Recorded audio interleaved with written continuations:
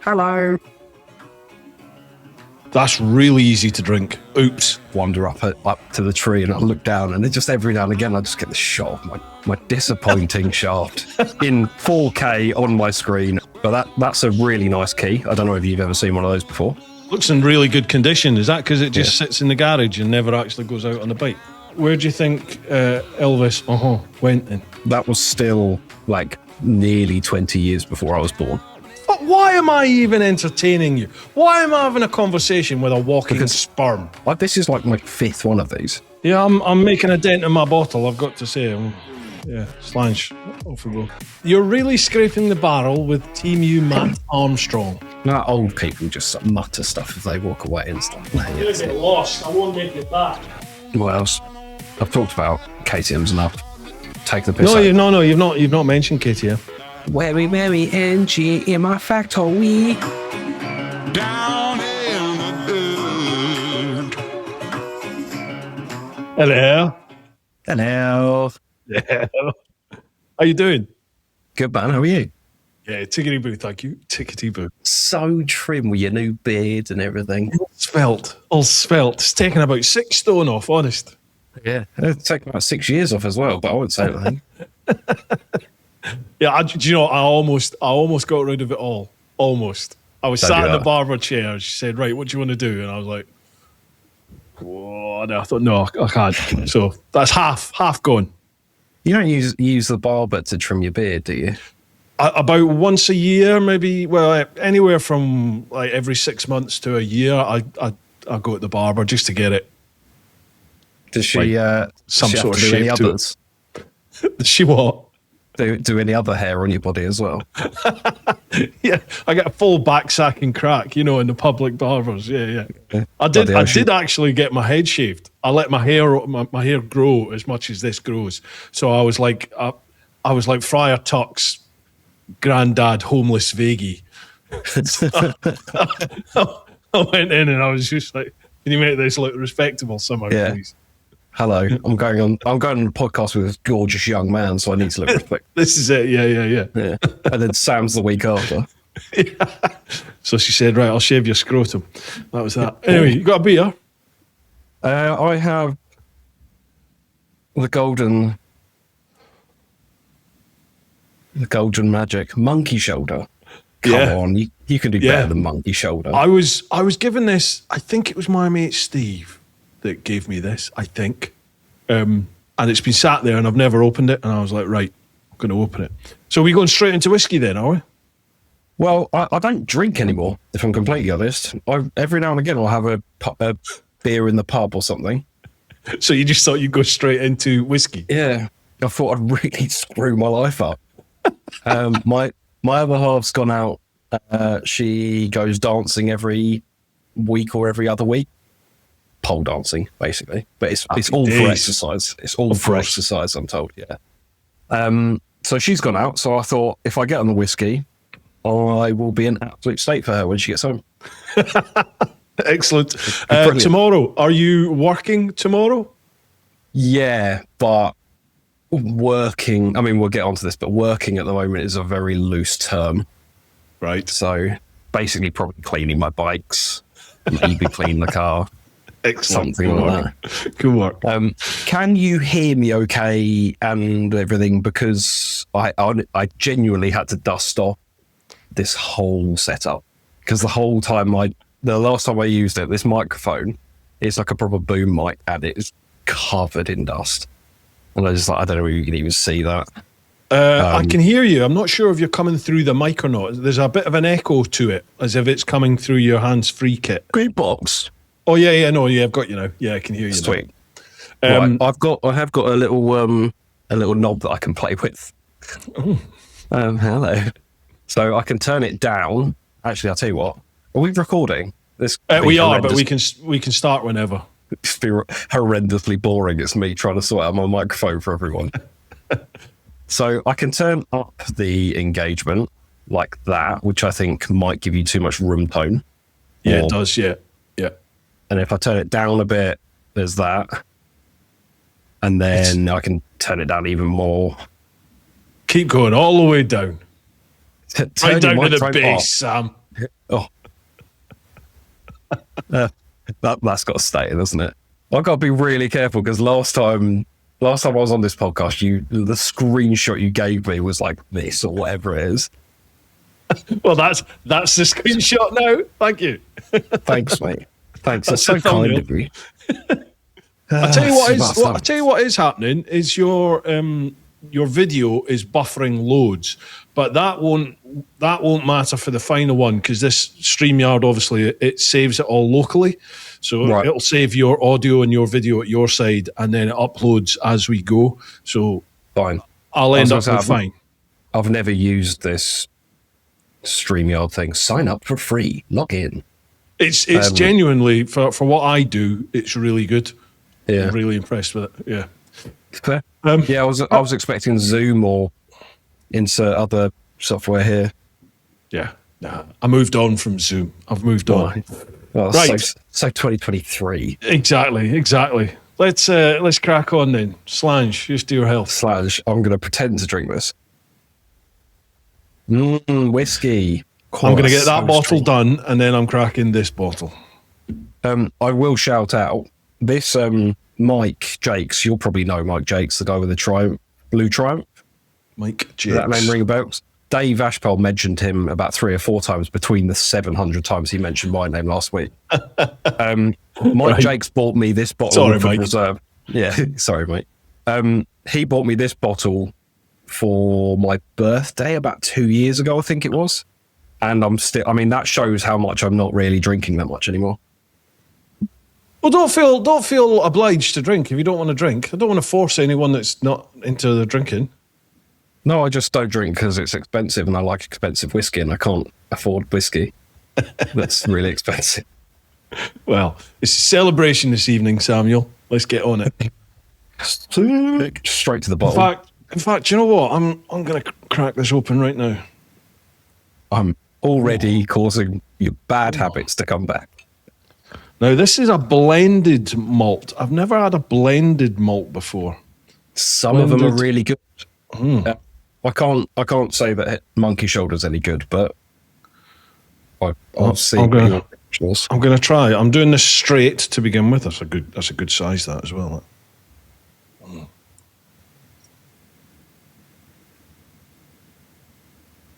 Wow, that's really easy to drink. Oops. Yeah. That's really easy to drink. Oh my God. There's no kick in the nuts from that at all. God. Yeah, see, whereas, Monkey, I've chosen Woodford and I've got a little Dalwhinnie. Oh, nice. That's nice. I've got that, which are just sort of my soft entry whiskies. But when I haven't been drinking whiskey that much, I've got some real belters in the shipping container. Oh wow, that's got like a delayed warming sensation. Ooh. Yeah. There's a reason I changed into shorts before we started this because I was like, I'm going to get warm. But yeah, anyway, hello everybody. Welcome to Brew Time. This is my podcast. Sorry, it's been shit recently.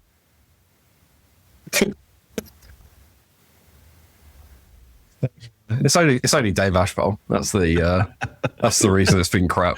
Do you know what? I really enjoy chatting with Dave. I chat with him by means of voice notes, obviously, like we all do. Don't we all? And it's pretty one way. You just get like hours of voice notes, don't you? So it was actually quite nice to sit and chat with Dave. He's an interesting guy. He's had a varied life so far. When you say chat, do you mean listen to Dave? That's part of a conversation, Sam. Sometimes you just need to listen and let people feel. For hours and hours and hours. No dramas. Saves me having to do it, doesn't it? Yeah, true. Yeah, this is a night off. Let's get Dave back on. I've had a chance. Yeah, absolutely. Speaking of which, what do you want to chat about? A lot. In fact, how's things with you? I feel like we haven't spoken for ages. Like we've sort of every now and again you'll send me some horrific reel on Instagram. It's not just you. I dish out the love. I send it to everyone. I'm all right, man. I'm all right. Just just snowed under really, and I've been a bit overwhelmed, to be honest, with just the sheer backlog of content. I've told everyone about it. I've not hidden it, but I'm still sort of not entirely sure how I'm going to deal with it all, like combat this backlog, because the way I've been doing it, the tours are just never ending. It's every 3 weeks basically we're away on tour. Next year's every 2 weeks. So it's, it's impossible to do tour vids at a rate that will not only keep up with the amount that I'm producing, the amount of content that I'm producing, but also to clear that backlog. It's just not going to happen if it's just me. And I've tried 3 editors so far, and nobody wants to take on the task, to be honest with you. Out the 3, 1 actually had a go at it and was just threw the towel in, basically said, that's too much of a workload, I can't deal with that. So at the moment, it's just down to me. I'm trying to convince my son to do a bit more editing, but he's currently in Thailand enjoying himself and has no intention, I think, of coming back. So that's probably not going to happen. I wonder why. Yeah. So at the moment, I've got a few ideas. I posted something up on Patreon, didn't I, recently? So I think moving forward, not every tour has to be a tour series. I think that's going to be the key, and just use the tours as a backdrop for filming content that I want to film. Yeah, well, I was going to say my opinion, because it's been the last time we spoke about this or spoke on here. It was a good couple of years ago now. I can't remember, 2 or 3 years. Mate. Yeah, easy couple of years. I mean, it was similar at that point, and you were doing less tours. So I mean, the problem with tour series is they're so long to edit. Like I'm doing this Scotland one at the moment, and an episode of that takes a good, but bashing through it, it takes a good 4 or 5 hours minimum, like just to get a base edit, and then you have to go through and chop it all up. And how do you get it done in that length of time? Because I don't have 100,000 subscribers, so I don't care as much. Yeah, but your content's pretty much the same as mine. Like your edits seem pretty similar to mine. I don't know. Like, I've been doing one today, and it's taken me most of today to lay.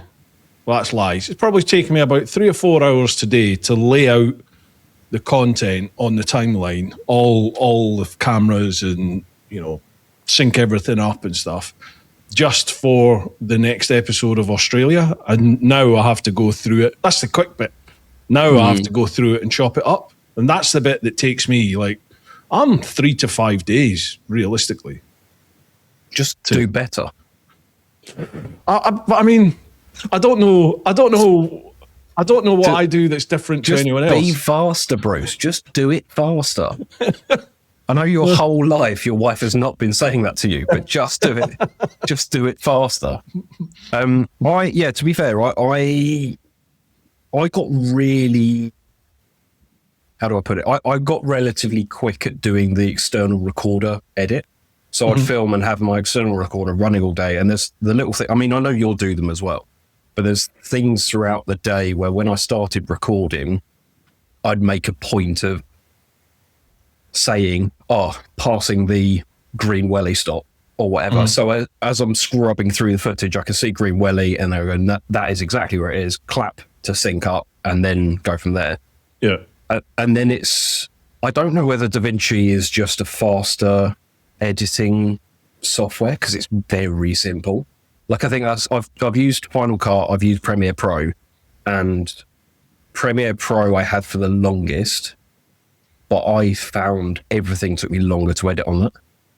I don't know what it was. It was just finding stuff was a lot harder. And then since I've gone on DaVinci, it's just drag it onto the timeline, bang, bang, bang, bang, bang.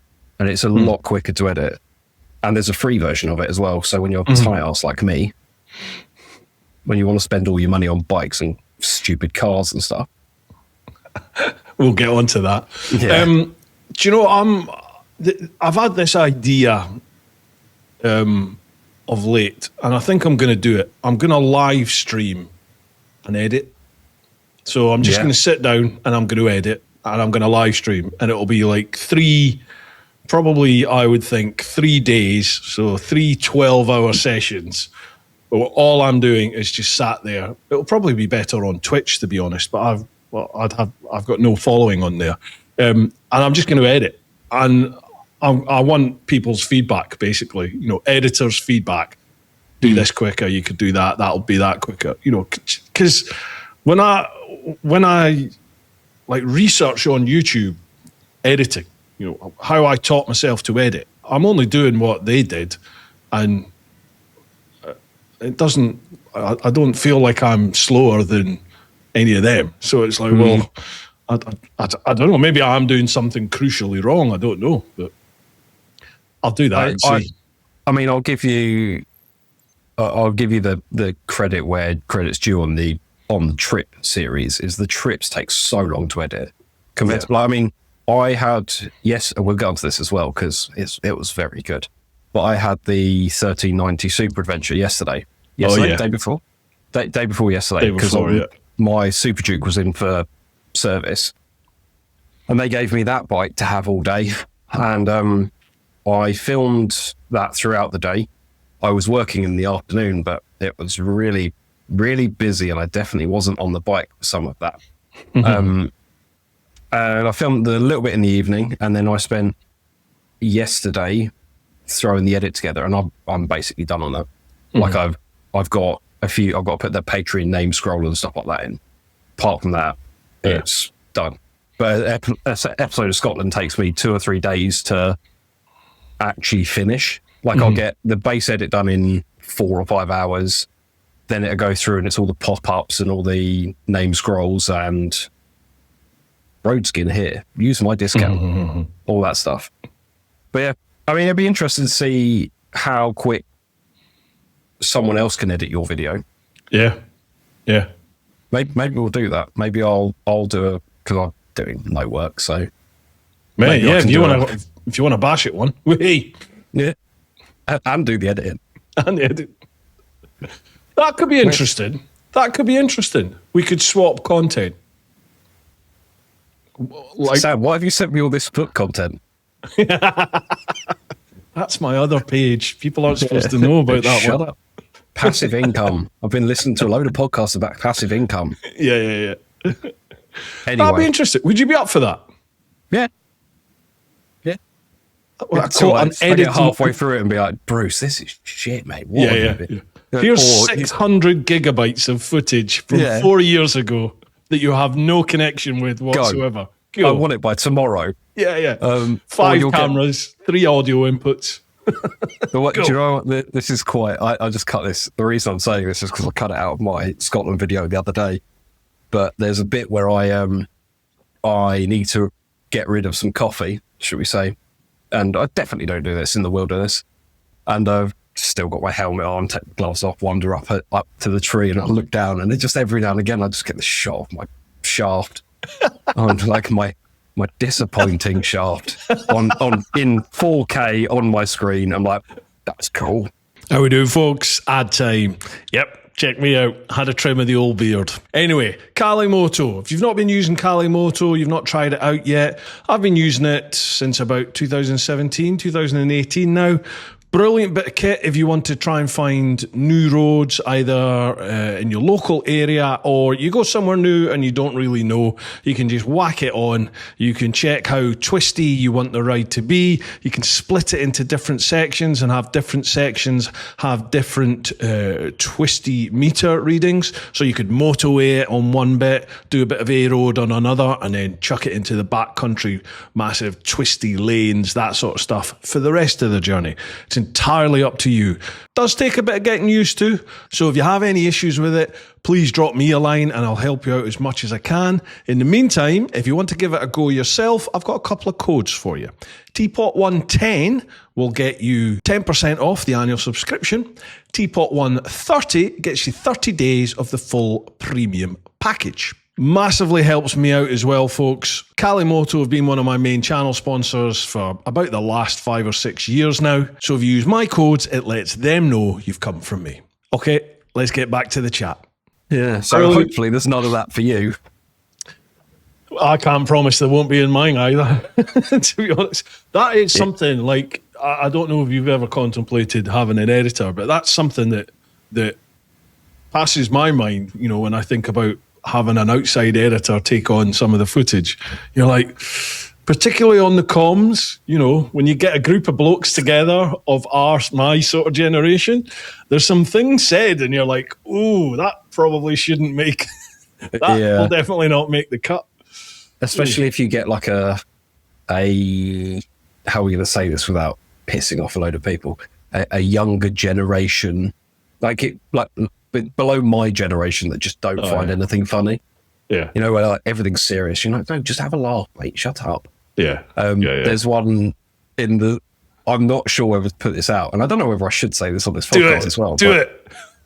Have you seen, I can't remember what the film is, but it's a Stephen Merchant part where it's something to do with World War II, and it's a little bit comedy, a little bit piss-takey type thing. And there's a reel that's going around at the moment where this bloke walks into a room and it's Stephen Merchant and like 3 other Nazis.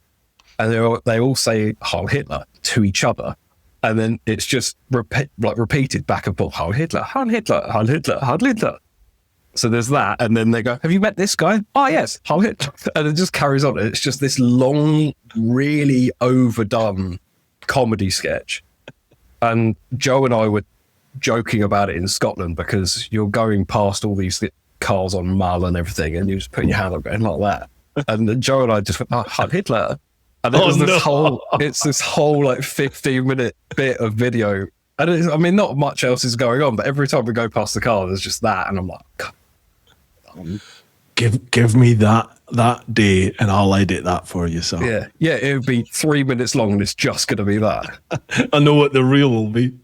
Yeah, exactly. I just look at all those brands that are saying they might lend me a bike for a little bit, and they just goodbye to that. Yeah, great, perfect. So how's the channel going then? How's things going on the channel these days? Good. In terms of growth wise and subscriber wise, it's really slow. But then, to be fair, I haven't. So we'll get onto this anyway. But like last year was a super fun year for me in various different aspects of my life. And because of that, I've been putting out a video every single weekend for the last 4 or 5 years or whatever it was. And it got to the point where it was just like I was watching it going, this is just crap. Like I'm putting out a video because it's Sunday at 6 p.m. Mm-hmm. Like I'm not putting a video out because I'm impressed with it or I'm happy with it. It's because it's 6 p.m. on a Sunday and I have to get something out. Yeah. And it'd get to a point on like a Friday evening where Emma, my other half, would go, oh, do you want to do this tomorrow? I'm like, I can't. I've got to go out and film something. I don't know what I'm going to film. And it got really like it. I never got to a point where I was sitting there stressing about it because it's YouTube. It doesn't pay a lot of money or anything. It's not like I'm using that to pay bills.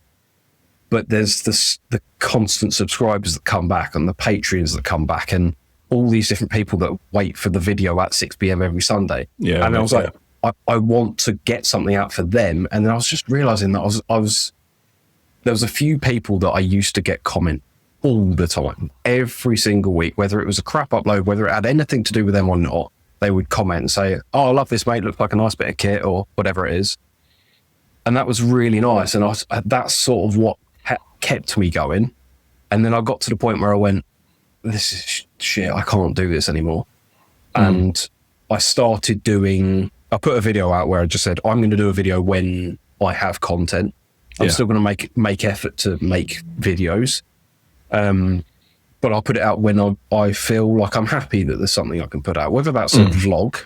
It could be me just literally riding to the petrol station on a Ducati that's broken down again or whatever it is.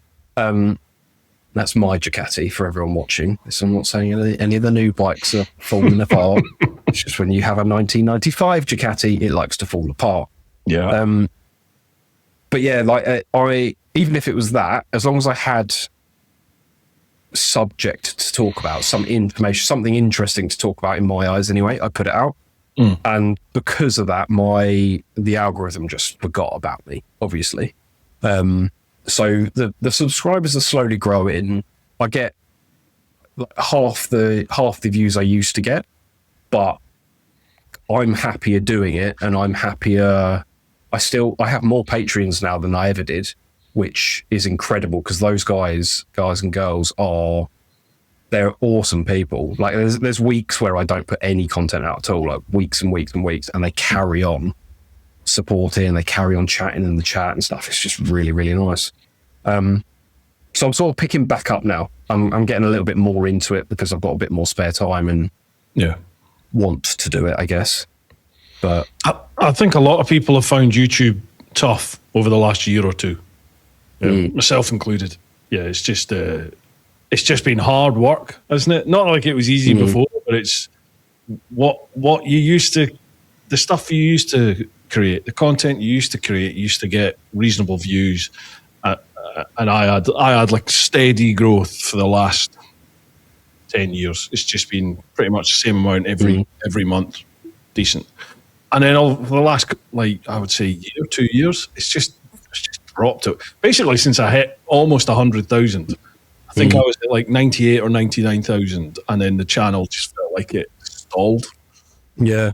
The thing that got me though is that because I thought that was me, and I was also like, oh man, it feels like from 10 to 15,000 subs took longer than from 5 to 10, and normally it kind of snowballs. And I was sitting there going, oh, maybe it's me. I'm well aware that my content isn't for most of the market, because most of the market are 65 and they don't like people being cocks on bikes. But when I think it was Fagan on 44 Teeth said it, he mentioned it in one of their master debates or whatever it was, and he said views have been crap, and if they've been crap for them, then it's just the platform. It's obviously pushing the shorts, like the reels, and then I can't bring myself to do the excessive clickbait kind of. I put a little bit of clickbait, but it has to relate to the video. Yeah. Again, and that's changed. It used to be, way back, clickbait was the way. That's how you got people in. And then it started penalising you if you did excessive clickbait. But it seems to be now, you have to have some of it, whether it's in the thumbnail or the title. The thing now is AI. Everyone's using AI. And you can see the ones that just chuck it into AI and generate a thumbnail, because they're all the fucking same.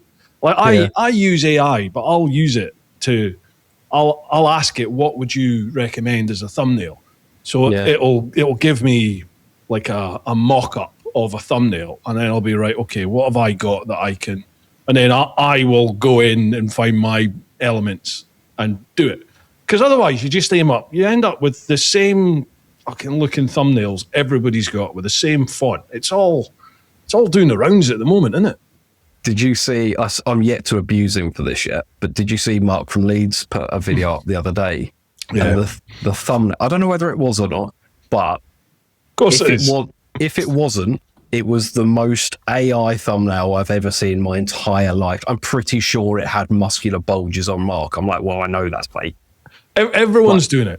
Everyone's doing it across the board. Yeah. Everyone on all different niches.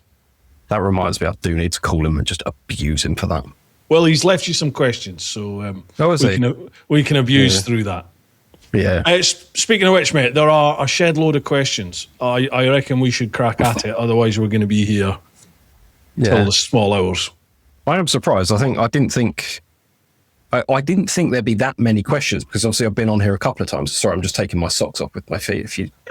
No problem. If that gets you going at all, I don't know. Getting ready for a bit of feet content, foot content. Yeah, I told you I was going to send you some content. But yeah, I was surprised. But there's a couple of people that messaged, going, "Oh, mate, that's great news. It'd be great to see you on the podcast." I'm like, I've been on it a couple of times. We kind of just like getting drunk and setting the world to rights. Sort of thing. Exactly. Yeah, but that's what people like. You know, I've had some fairly deep and meaningful guests of late, podcasts of late, that have gone quite deep into mental health and all sorts of stuff. So it's quite cool just to, you know, set and go old Talk to a school. knobhead. Well, yeah, just have off some booze and talk shit. Yeah. There are loads of questions, but none on Facebook. Facebook, for some reason, my Facebook, that's just died. Absolutely died. One of my biggest platforms, and it just seems to be dead at the moment. So, to be fair with Facebook, I use Facebook for looking at stuff I shouldn't buy on Marketplace, and that's about it. Do you know, I've still never gone on Marketplace. Don't, it's dangerous. That's the reason I have those two things outside. What is that? What? No, I meant the cars. That's is that a clock? Yeah, I know you don't have them up in Scotland, do you? I'm not in Scotland. I'm in Kent. No, but you're still Scottish, aren't you? Racist. And then I've got, this is my little tractor. Little tracker. And there's a massive pile of shit down there, which I kind of just scooped off my bench because I don't want to go. You should see right around here. Yeah.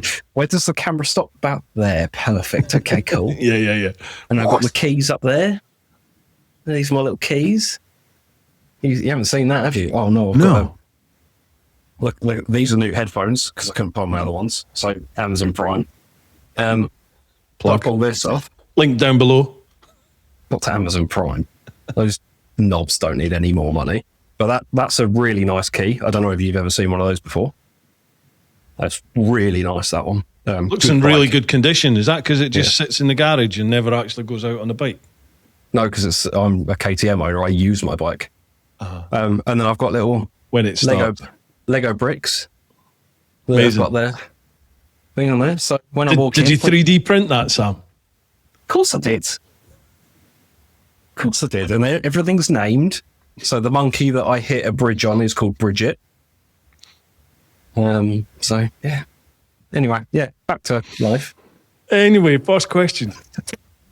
I describe Brew Time as a relaxed conversation podcast exploring what it really means to live your life through honest conversations with people who choose more. When you hear that, what does choosing more mean to you? Such an AI question. It was actually. It was of course. After you've just been mugging people off for using AI. Thumbnails. I have heard this question a number of times now. And normally it's because I'm riding my bike and I'm on the way back from somewhere and I kind of tend to pause the podcast and think of my answer depending on where I am in my monthly cycle, I guess. And it seems to, it changes all the time, like what I think about it. But I think there's a lot of people will just go, do more, go and see more and all that kind of stuff. I think in the last couple of years, I would say making more. See, there's the words there. Got that one in. So now I can ramble for 10 minutes, nothing to do with being more, but I've got it in, so it's fine. It is more to sort of making the most of the current situation as well, because I think there's how I don't know how to put this. I thought about this earlier, and then my mind has just buggered off that way somewhere, and now I can't remember what I was thinking about saying. Write it down, Sam. Write it down. Yeah, but then it's not as authentic, is it? It's just more AI BS. But I think it is more like there's life is all. This is going to get really deep now. Life is always going to throw you shit sandwiches. There's always going to be a problem. And I think a lot of what I've done in the last couple of years has kind of pushed me to learn how to almost decide how I want to deal with those, rather than, because I think there's a very easy way of, like, something bad happens and you get beaten down and you bury yourself in a hole for 6 months. Like you don't want to do anything. You don't want to see anything. And I think I've done that before where something bad has happened and I've just gone, oh, this is rubbish. I don't want to do this anymore and whatever. And I think now I find myself way more or way happier when I go, I can have my grumpy 5 minutes because, my world's ended. But then after that, pick myself up and go, right, I need to come out of this better than when I went in. Or at least, even if I can't do that, how can I be happier in my current situation? And I think there's a lot of that in the market, in that there's always someone going, I have, to make it really simple, I have this current bike and I really want that bike because that bike's brand new and it's all really shiny and it's got 1 million horsepower more than mine. And you sit there just going, yeah, but your bike's really good.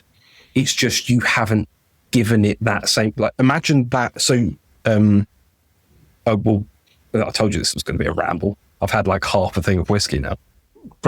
Keep it going.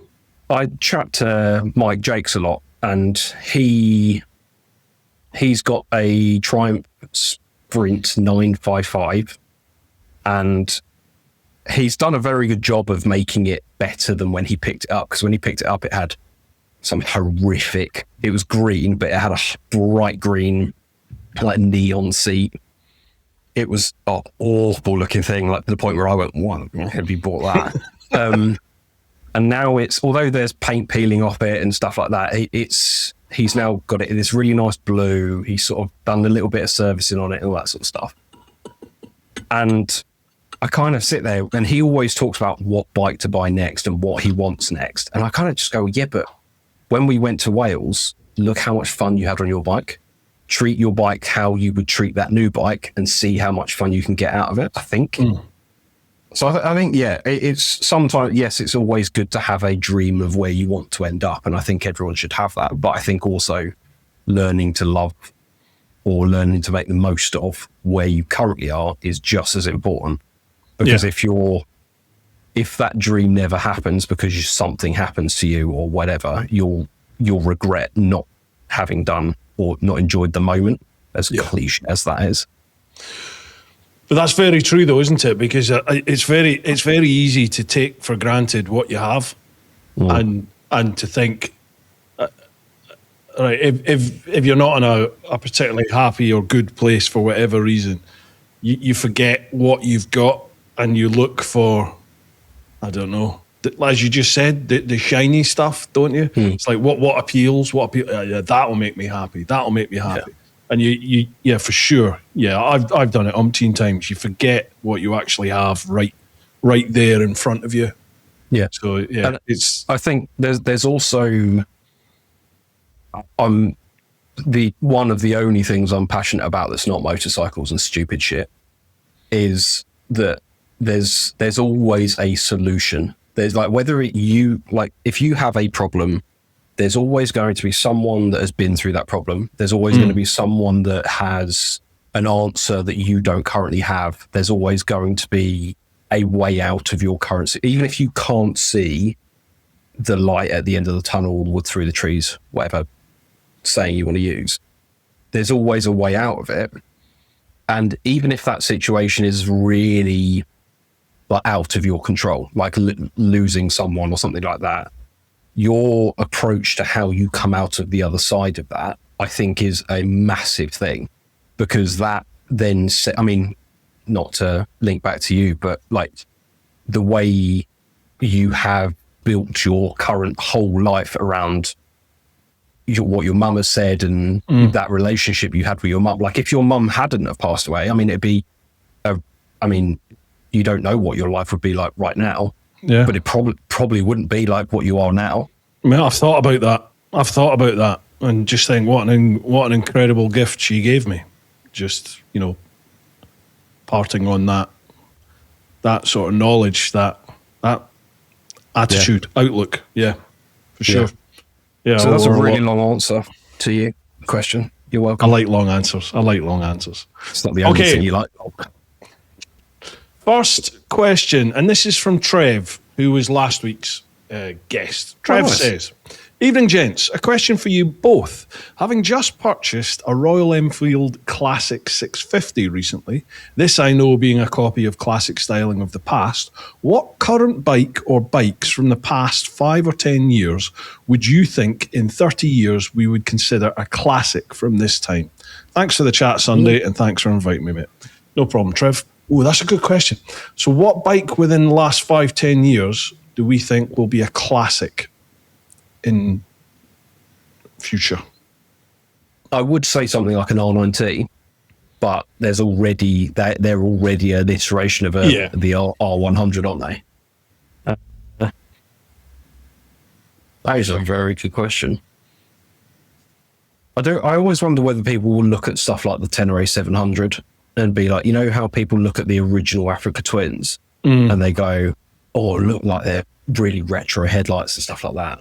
And look how basic it is. And I think that's something like that. You can look at a Tenere and go, I don't know. It's like, I don't know whether there will be that kind of the same thing. I think stuff's got too much. There's too much similarity across the board in terms of technology and all that kind of stuff. There's not one thing that I don't know. But they're all very iconic. Iconic's the wrong word. All of the big major brands all produce. Let's just go down the adventure bike route. They all produce adventure bikes, but all those adventure bikes look different. All got different engines. All handle different. Okay, they might all have cruise control, blippers, quick shifters, oodles of power, oodles of torque, all that jazz. But they all look different and they all ride different. I just don't. So go on. I was just going to say, I don't think there's anything that is setting. When you look at something like something that is iconic, to use your word, I think a lot of the time that is when it's come from no one else is doing this and look what I've done, or look what this company has done. Like you look at, or go to the car world, you look at the Nissan Skyline. You look at that and you go, the reason that was iconic is because they created the R32 GTR and it absolutely wiped the field in every single way in touring car championships. Like it just dominated, like to the point where they had to change the rules because it was dominating so much. There's stuff like that in the biking world as well. I just don't know. It's a little bit like everything nowadays. Everyone's already done something. So it's got to be really special to finally get that kind of, like the Bugatti Veyron was the first car that had 1,000 horsepower and did 250 mile an hour. Eddie Hall was the first person to lift 500 kilos off the floor. Like there's all these like, oh my God, I can't believe you managed that. And I don't think there's that many of those today. Maybe I'm wrong. I'm just going to close my blinders. I'm shiny AF. No worries. I mean, I think already we have a classic, and I'm going to say it. Fuck it, I don't care. The 1150 GS is a classic because that bike, the long way round bike, that was 1150, wasn't it? Yeah, it was. It's 1150. Yeah. That bike changed motorcycling. Yeah. But that's what I mean. That was the first time. Well, I mean, it wasn't first because Nick Sanders and all these other people had done it.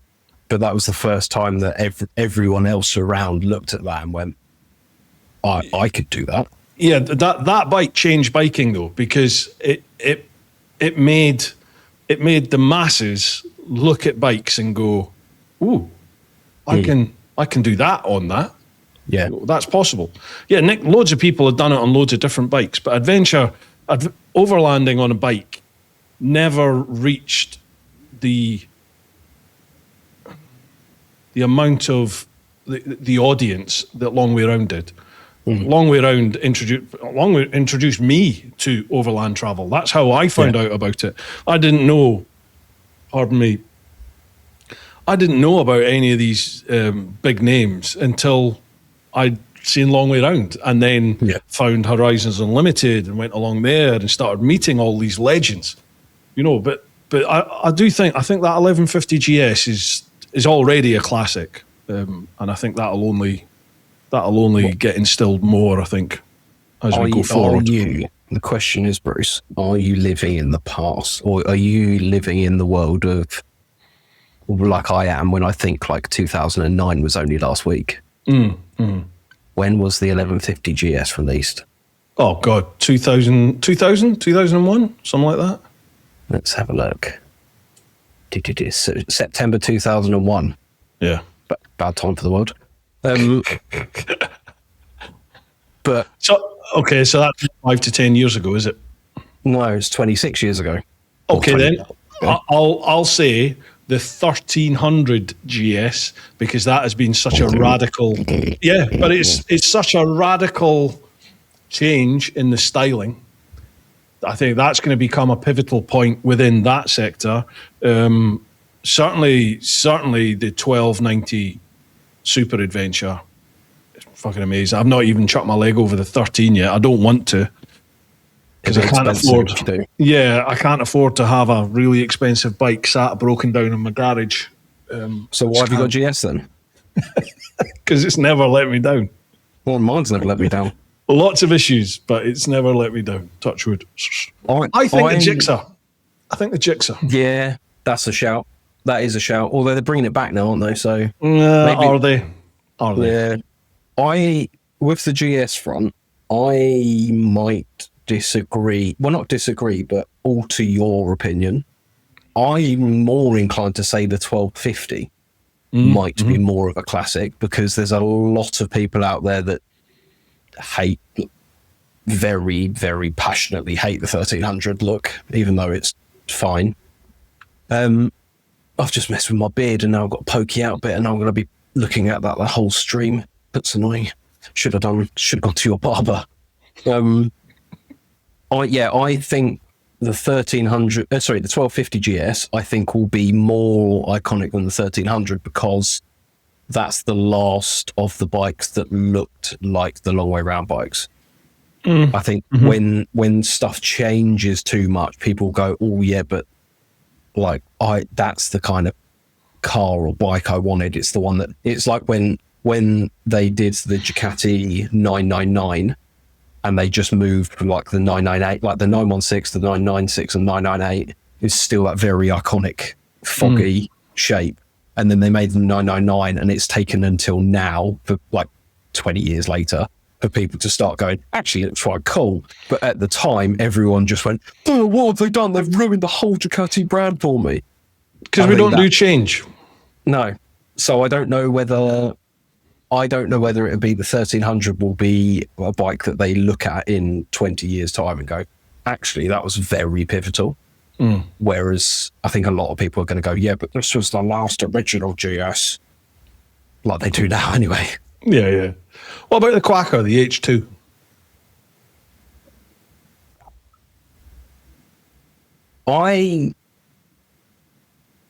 I've never, how do I say this? Kawasaki aren't giving me bikes anyway, so it doesn't really matter. I've never... Mate, just be you. Fuck all that shit. Just be you. There's not a single Kawasaki that I look at and go, yeah, that gets me excited. Like the bike's got 235 horsepower out the factory. It's got a supercharger and all sorts of stuff. And I still look at it and go, yeah, but Super Duke, like better, Tuono better. Like, there's not a single Kawasaki that I look at the moment and just go, yeah. And then they're also going all hybrid and stuff, or they're starting to go hybrid, and I'm like, but yeah, I don't know. Change. Don't do change. When everything's like running on hydrogen, maybe people will look back at the H2R and just go, that was cool. Trev, I'm struggling here, mate. A classic from these bikes. Suzuki Bandit, something like that, because everyone had one. Yeah, but he's saying within the last 5 to 10 years. Yeah, was it Bandit 10 years? I don't know. I'm sure they still made the Bandit until like 2012 or something like that. They just never. 10 years ago is 2016, mate. Yeah, shut up, mate. I've already made that point. Yeah, I don't know. I stand by my feelings that I think we are a little bit too far gone on the firsts, and the firsts are the things that are normally the thing that really, the iconic classic. Yeah. The stuff like the Tiger 900 over the 800, I think the Tiger 900 is a phenomenal bike. So I think stuff like that you'd look at and go, yeah, that was a corking bit of kit. I don't know whether, I don't know. But to be fair, I think if everyone still continues on the everyone must have an adventure bike route, I don't think adventure bikes will be the thing that gets the classic name. I don't know. I can see adventure bikes diminishing a little bit in popularity because that audience at the moment is getting older, and they are now starting to look at smaller CC bikes. There's more people turning up on 900s, 800s, 700s, 500s, 450s. There's people, they're now looking at those because too heavy. Blokes in particular, as they're getting older, they're just like, do you know what, it's just too big a machine for me now. So they're looking for a smaller bike. It's going to be your ilk and, the generation below you, really, that are coming through now. What are you looking at? Hopefully it's KTM, so KTM sticks around. Because I genuinely love the KTM. I love it. I've never hidden that fact. It would be my bike, but the KTM sales figures at the moment, the first half of this year, were really good, weren't they? I don't know if you've seen that, but they were. I haven't. I only go by what I see and hear, and I think. Well, if you go by that, everyone still have cam problems, even though it's not been. But like people who actually own KTMs, you're the only person I know now who owns a KTM who is still happy with it. The other ones who I used to have, I'd treat them as flag bearers because they were KTM through and through. The last year, theirs have just given them loads of jip, and they're all leaving the brand, which is horrible. Understandable, but it's horrible. So, are you enjoying the podcast? If you are, please let everyone you know about it. Sharing at the moment is the biggest trigger for the algorithm. Obviously, you need to like, comment, subscribe, all that jazz. But if you can just tell one mate about the podcast, share it across to them, that helps tenfold. I love doing the podcast. I'm really trying to grow it this year, and you can help me out by doing that. So I'll love you forever if you do. Whilst I'm on the topic of support, folks, the only reason I can do the podcast and the YouTube channel and everything like that full time is because of my Patreon. In the clan itself, we do meetups, we do live streams. You'll get early access to the vids. You get first choice on the questions on this podcast. And you'll also get exclusive early access to my chicken strips tours when they're released. If you want to check it out, head to patreon.com/TeapotOne. And if there's anything there that takes your fancy, feel free to support me over on there. I think the problem, the same issue happens with KTM at the moment with, like, I don't think it'll ever, maybe it'll take 10 years or something like that. But the thing that winds me up the most with KTM, not the brand, is most of the time it's the owners. Because there was... like an example, this is not, I know he might be watching this, so it's no shade on you, mate, if you are watching this. There was a guy that messaged me the other day who has a 1290 Super Adventure and a 1390 Super Duke, very much like me. And he had an issue with his Super Adventure. I can't remember what it was, but it was something quite simple. But like it started when he turned it on, it turned itself off or something like that. Like, so he'd start the bike and it just shuts down. Normally that's like loose battery terminals or something like that. And I'm like, well, is the bike under warranty? Yes. Have you taken it back to the dealer? No. Have you called the dealer? No. Right. Okay. So, and then I was sitting there and just going, well, give it back to the dealer and say, this bike is not, I've done 1,000 miles on this bike. There's a problem with it. Sort it. And if they don't sort it, then you go give them money back. But before any of that, before he's even got to the point where he's giving it to his dealer, he said the words, "Oh, I might just give it back and go BMW." And I was like, well, I've had more people in my comments, in my DMs recently complaining about their GS and thinking about going to a KTM, than the other way around. Like, it's not been shed loads of people going, "Oh, my KTM shit." And then he also said that his Super Duke had an issue. It had a few different oil leaks, like some of the seals were going on the bike. So he had the bike for 600 miles or whatever it was. There was a load of oil leaks on it, and his was one of the early 1390s, so it's an early iteration bike. You're going to have some problems with it. KTM gave him a new bike, and it was still a problem. And I was like, but they've given you a brand new bike to replace yours. What's the issue with this? What, a replacement? Like a proper, not just a courtesy bike while they fixed it? No, not a replacement engine, not a replacement, not a courtesy bike. They gave him a new bike, a completely different bike. And he's still got that to this day. And I was just like, yeah, but that's not a problem. That's you have, like, I think this, I'm going to get that's really fantastic customer service. Yeah. And I was just like, I mean, a lot of the customer service issues with KTM, I think, come from the brands that are franchise owners.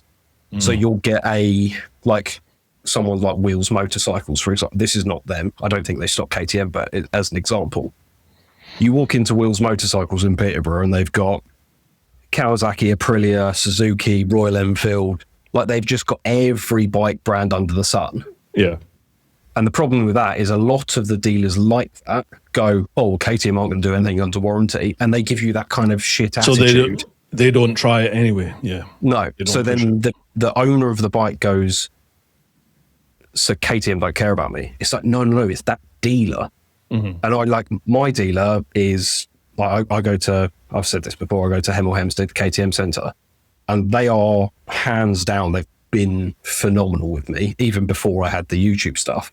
Like, they've always been good to me. My dad used to go there when he had his previous bikes, like 950 and 990 and all that stuff. And they were great with him because they're a KTM dealer. They're not a KTM and et cetera dealer. Yeah. I think that's a big issue, which is, I mean, most of those are closed down now, so I don't know. But yeah, I just think there's a world where people will just never be happy with the KTM because it's been drilled into them that KTMs have issues. Yeah. And you're like, well, whereas if you have a BMW or a Triumph and insert other brand here, I think you have that kind of, "Oh, well, it's BMW, that they will sort it." You're like, yeah, but BMW could do exactly the same thing KTM does, but KTM's always been like, "Oh, yeah, screw KTM." Yeah. It's almost one of the reasons I like to stand up for them more. Because I'm just like, it's not being fair. I think I wouldn't care if it was fair, but you're not giving them a fair chance to come back from this. Yeah, no, I get that. I think traditionally, in maybe some dealerships' defence, KTM didn't really have a particularly good reputation for dealing with customer issues. But that has now totally changed, as you know. I think that's probably their number one focus now, isn't it? Is that, right, customer service has to be at the very forefront, and that seems to be apparent now. We'll see. I really hope. I hope the brand survives. I really do, because I love the machines. Yeah, and I can see one in my garage at some point.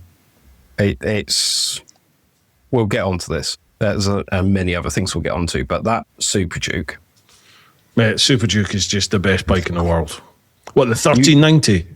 You haven't ridden the 1390, have you? I haven't ridden the 12, just, mate. So the 12 could give me babies. I didn't care. It was amazing.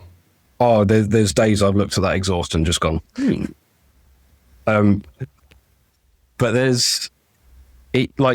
I went up to Scotland 3 weeks ago now, whenever it was, as almost like the final test to see if I needed my Super Adventure and my Super Duke.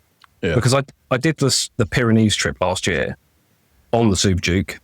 I was comfy the whole way down, and I strapped my luggage to the back of it, and it was sort of fine. And I've got the last thing I need to do is a camping trip. because it's really easy to just bolt everything to the back of the Super Adventure and off you go. Yeah. Can you do it on a Super Duke? So the way up there, it's a 17.5 litre tank. I got between 61 and 63 to the gallon. Wow. UK gallon for any Americans watching. I got, on one of the tanks, I got 212 miles. What? Out of that tank. Yeah, I put a screenshot on because I knew people wouldn't believe me. 212 miles out of a tank. I've never had that from a GS. Yeah. I get about 220, 230 out of my Super Adventure, but that's a 23 litre tank. And I mean, we're not, I wasn't nursing it anywhere. I was like doing 70 to 75, massive bag on the back, so loads of drag. There's no screen on it. It's a little fly screen. Yeah, I got better MPG on my Super Duke than Joe did on his Super Adventure. Wow. And then I got there, never have any problems with that bike since I stopped dicking around with that exhaust valve. Like, yeah, I've not had a single problem with that. I then rode it like an utter asshole in the mountains in Scotland. I'm still waiting. Well, it's been over 2 weeks now, so I know I'm fine. 6 months, mate. 6 months. Yeah, give it time. Yeah, see me. Let's watch my YouTube videos. And then, yeah, the services. I had the 9,600 mile service 2 days ago, and yeah, like they've done a warranty recall on the cam because it's got that cam shift in it. Mm. There's an actuator that apparently some of them have gone wrong, but like this is 0.03% or something of bikes that have actually had the problem.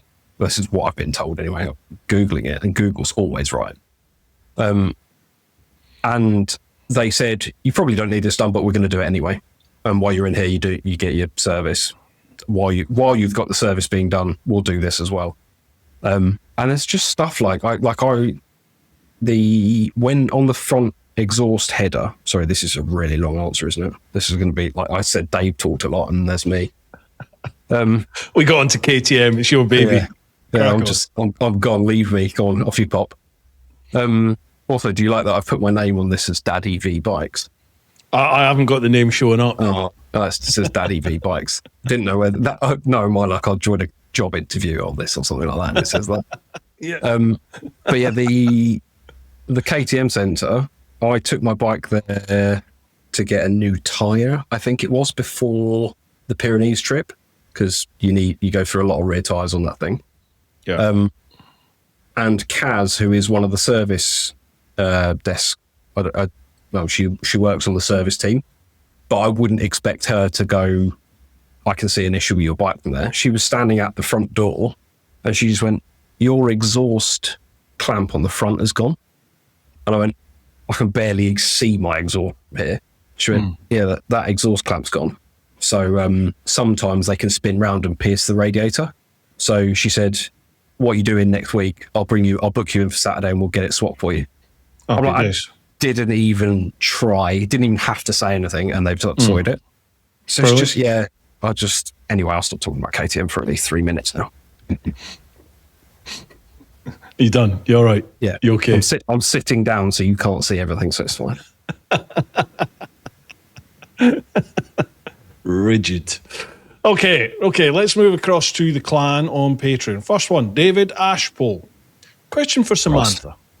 When you look back at your motorcycling life, what stands out as a milestone where you realise 2 wheels is a must not, and not a take it or leave it hobby? Not to take it a lot. Yeah. I think he's put too many must nots in. Yeah, where 2 wheels in your life is a must not, is a must and not a take it or leave it. I wish people, when you type questions, please read them back to yourself, because Dave doesn't type. If you could leave a voice note, he would have done that. I know, yeah, absolutely. It would have been 9 minutes long. Yeah, I know, yeah. When was I? It was, I did a lot of motocross when I was younger, and I always knew I wanted a road bike. My dad had road bikes, And it was just like, you're sitting there, you're age 13 or whatever you are, you're sitting there and you just hear this turning up on the driveway, and you're like, that's cool. And then you'd walk into the garage and there would be that, I don't know what it is, but there's just a motorcycle smell. I don't know whether it's the leather, like leather jackets or the textile jackets, or whether it's just if you've got an old Ducati, coolant burning off the exhaust pipes or whatever it is. It's just, and that sort of smell really gets ingrained in you. Like, I need that. My dad was very anti me getting a bike, and then I got one anyway and hid it in Emma's garage. Why was he anti you getting a bike? Not to bring the mood down, but we lost my brother when I was. No, it's fine. I was 10 and he was 11, I think it was. He had a host of issues throughout his life. He had like various different leukemia type things. And still hemangiomatosis and lymphangiomatosis was two of the things. But like there was like, he always had various different illnesses. He was always in and out of hospital getting operations and stuff like that. Yeah. Piles of medicine every single day. And we lost him when he was 11. And I think then he always wanted a quad bike. And my parents were like, we can't, because if he falls off, it's internal bleeding. And it's potentially worse, like fatal sort of thing. And then a couple of years after he went, I got a motocross bike because my dad used to go enduro riding and motocrossing all the time.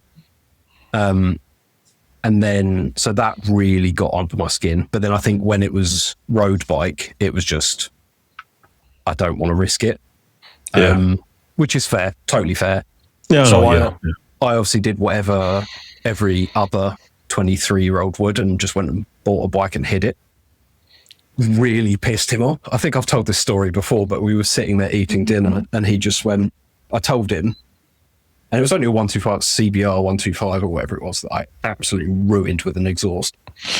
It was like, it was so loud. And he was eating dinner and he just turned to me, stopped eating, turned to me and went, that's pissed me off. And then went back to carry on eating. I was just like, shit. Oops. Yeah. Like he hasn't shouted at me, he hasn't hit me, he's pissed. Took him a couple of days to kind of come round to it. And I went, well, look, I've got the best helmet I could afford. I've got the best gear I could afford. I bought a bike that's slightly later, so it had ABS on it. I want to go touring, all that sort of stuff. And then he actually helped me buy my first big bike. I bought a Yamaha Tracer 700. And then me and him went away a couple of different times. We went to Scotland, Ireland, like Wales, all these different places. And that was like I'm never not going to have a bike. Yeah. And if there's a choice of getting rid of cars and living on the street, I'll camp at the side of a bike. Yeah. I'd rather that. What is it about bikes then? What is it about bikes that appeals to you? The raging of, I can't say it on YouTube. Yes, you can. It's the, there's weirdly, Ewan McGregor was put here. There's a viral reel going around with him.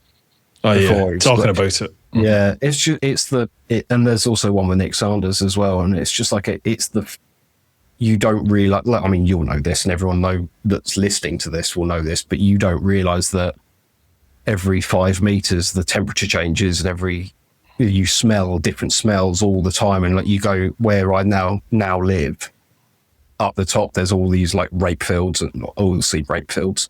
Before Mark gets excited, oilseed rape and wheat and all that sort of stuff, and you ride through these utterly stunning roads. You feel like you're on the edge and you're barely using any of your tire, and you just smell the different seeds and plants and stuff. You get the wind in your maybe not you can't have the wind in your hair, but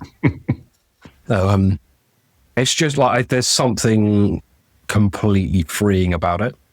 Yeah, and then you can do some stonking wheelies, and some like 13-year-old kid thinks you're the coolest person ever. That's the main reason. Just because I'm obviously on a track, and obviously obviously. In Mexico or wherever. I've got to work on my wheelie game. True. Yeah. Jesus, yeah. True. Mate, GS, if you turn off the traction control, holy shit balls. Good luck keeping the front down.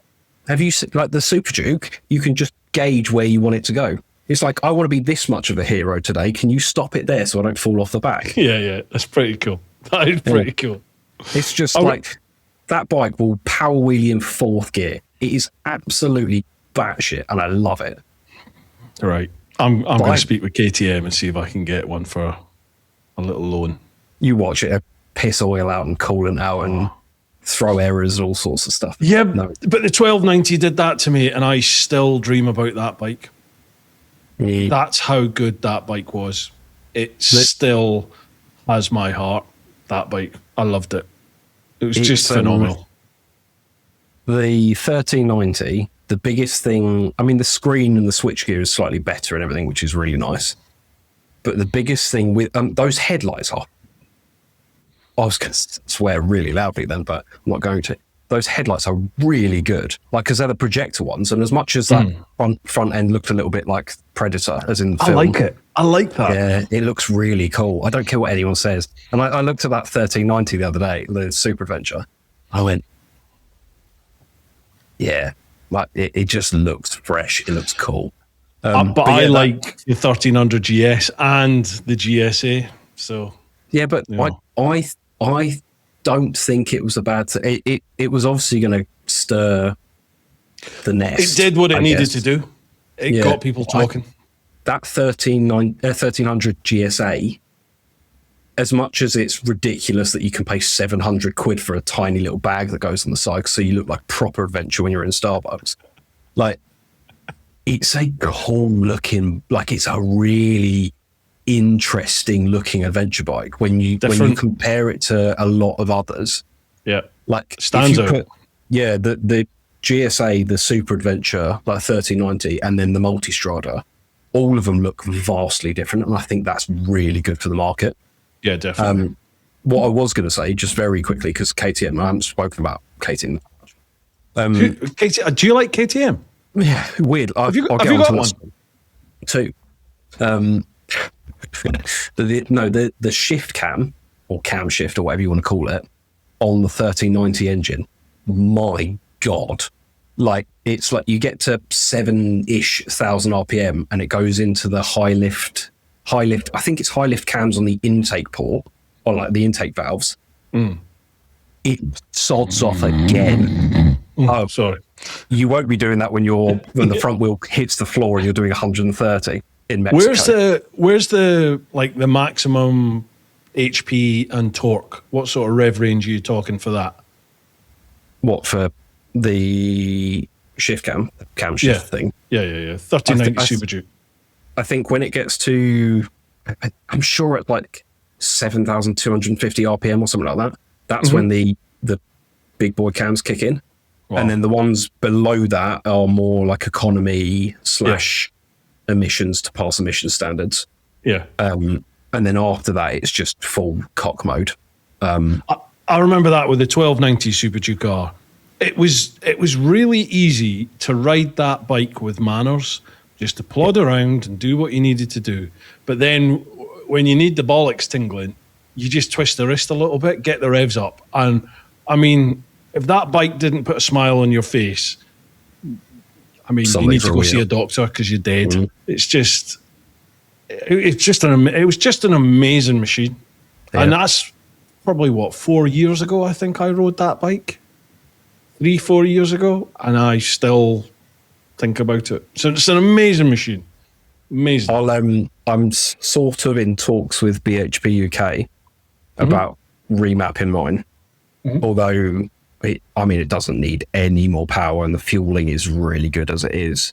But kind of, do you want a 200 horsepower Super Duke? Yeah, of course you do. Of course you do. Yeah. The reason I haven't booked it in yet is because I want to get some headers for it.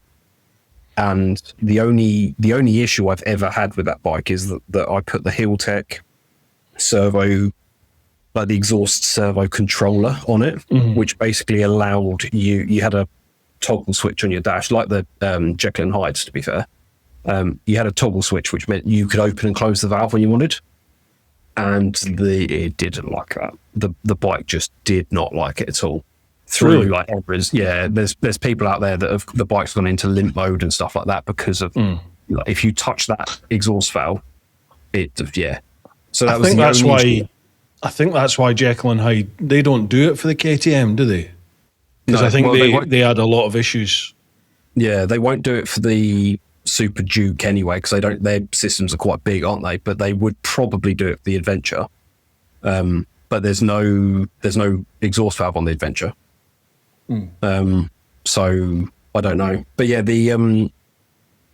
How does that work then? Sorry to interrupt. How do you mean there's no exhaust? There's no flapper valve in the exhaust? No, not on the Adventure. What do they use instead then? Shitloads of power. Just make you look cool. No, I don't. The exhaust system is on the 1390 is almost exactly the same as the 1290. So I think if you've got a 1290 and you've bought a 500 quid Arrow exhaust for it, and then you swap over. You can literally pull it off and put it onto the 1390, which is cool. But yeah, the 1390 Super Duke has the valve, and I think it was essentially for back pressure, because it's tuned a bit higher and whatever. But yeah, when I get mine mapped, or even before, you'll have to have a go on it because I let Tommy. So when we were in the Pyrenees, Tommy Lindley, who owns Grip and Throttle, yeah, I know Tommy. Yeah, him and Phil, who is one of the other guys that was there, one of Tommy's mates.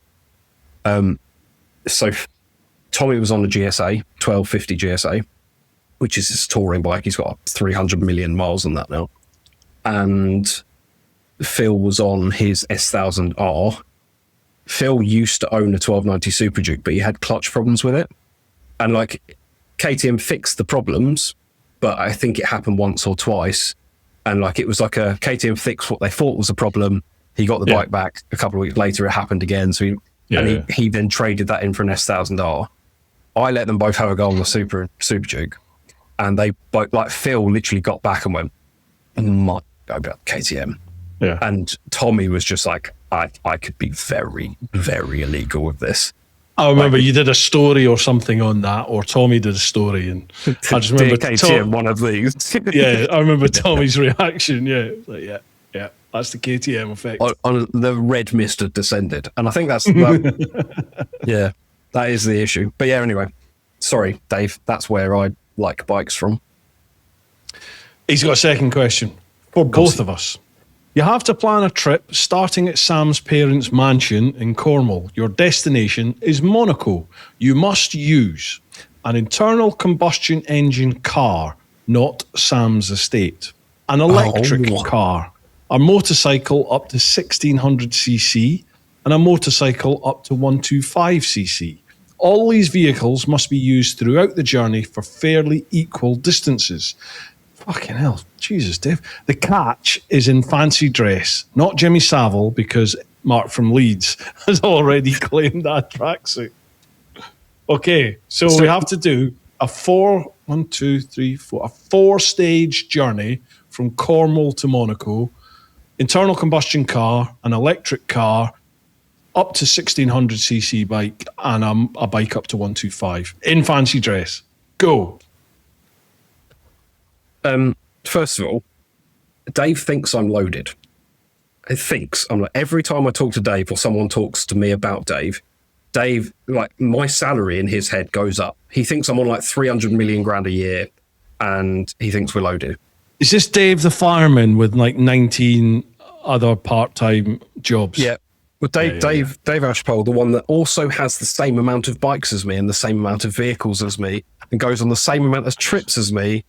He thinks firemen are like black cab drivers. Honestly, they all claim poverty. Fucking hell. So skint. No, Dave, you're mugging off some old woman on charging 800 quid for you to paint a ceiling. Anyway, so a ICE car, a electric car, a 1600 up to 1600cc bike, 125cc bike. Yeah. Was there something else besides it being fancy dress? And fancy dress, and it's between Cornwall and Monaco. Roughly equal distances. Go. So I would, for the run from Cornwall to maybe, I guess, I don't know what the distance is to the thing, but I would ride a monkey bike. Okay. Honda monkey bikes, fucking awesome things. I'd ride one of those through Cornwall, along the base of Cornwall, like not Brighton. Is it Brighton? No, Plymouth and all that lot. All the windy roads, all the way along to however far I need to get with that. Yeah. I would then do a ICE car or a Tesla. I'd probably go for a Tesla Model 3 because my parents have got a Model 3 and it's dull as ditch water in terms of having an interesting car, but it's just really good. Like in terms of electric cars, it's probably 5 to 10 years more advanced than most of the rest of the market. Like it is just that much better. Like mention electric cars, Bruce is already. I start yawning straight away. Yeah. I would use the Tesla to basically do as many miles as I could for as cheap as I could just through France, because everyone knows France is pretty dull to ride on the motorway. That top bit, yeah. Yeah. And then I would do a petrol car. What would I do? I mean, my mate Joe has just bought himself a Volvo 850 T5R. It's just a really nice car. It sounds lovely as well. But I would probably, for the motorway cruising and sort of slightly twisty roads, it'd have to be something like that, like an old B7 RS4, something got power that's just got enough for the twisties, but nothing too exciting. And then for the last stint through the mountains into Monaco, I'd take my Super Duke all day long, every day. Okay. Oh, like that thing up a twisty. Weirdly, the picture that you can list figures. Oh, shit. He's trashing the joint. Oh, look at that. Wow. Where's that? That is in France or the Pyrenees. France. Yeah, France with the extra E in the middle. France. It's like a furry rance. That is, I think it's in the Pyrenees. Or so. That'd be on the way down to the Pyrenees. I don't know whereabouts it is, but no, it's nowhere near Monaco then. No, it was just on the. We basically, to get to the Pyrenees, we went through the Alps, but we went down to Annecy and then worked our way down to like Grenoble and places like Grenoble. How do you say? That thing out of a twisty hairpin. Bag on the back wheel. Yeah, that is going to be the bike to do those twists on for sure. Full on, full shaft. I was going to say I would do some sort of petrol car. I don't know what, because I've got zero interest in them. I've always wanted a flatbed truck. I always wanted a truck, so I don't know, a Ranger, Ford Ranger, who knows. Just one of them, petrol. I'd do that for the stint, and I'd just 303 motorway it to Dover, Folkestone. And then the top part of France, I would do the electric, because France seems to have quite a good setup with the chargers. And I'd do probably the route that we do in our tours. It's about an hour and a half of motorway and then off onto the side roads. Then I would probably do the little 125, something like,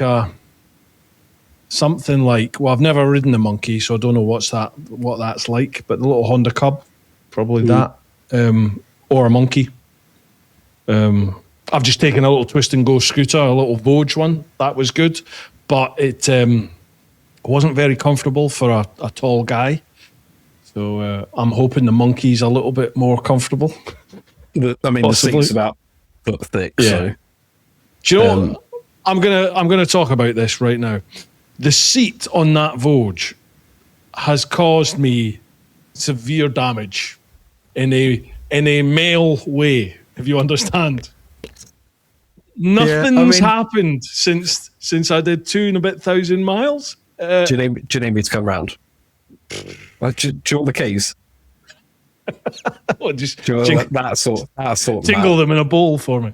Yeah, I'll just send you one of my revving video of my Super Duke on my drive where I piss off all my neighbours. Yeah, so I think I'd probably do from the sort of in the middle third of France. I would do it on some sort of little 125, probably either the Monkey or a wee Cub or something. And then the last bit.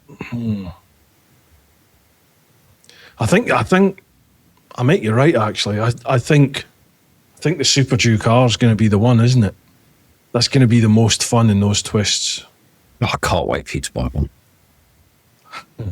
It's about time you had a bike other than just your touring bike. I know you've made your GS a little bit knobby now, but no, mate, you need to ride my GS, and I'm doing something to it later this month, which I can't talk about, but it's fun at the moment. It's engaging.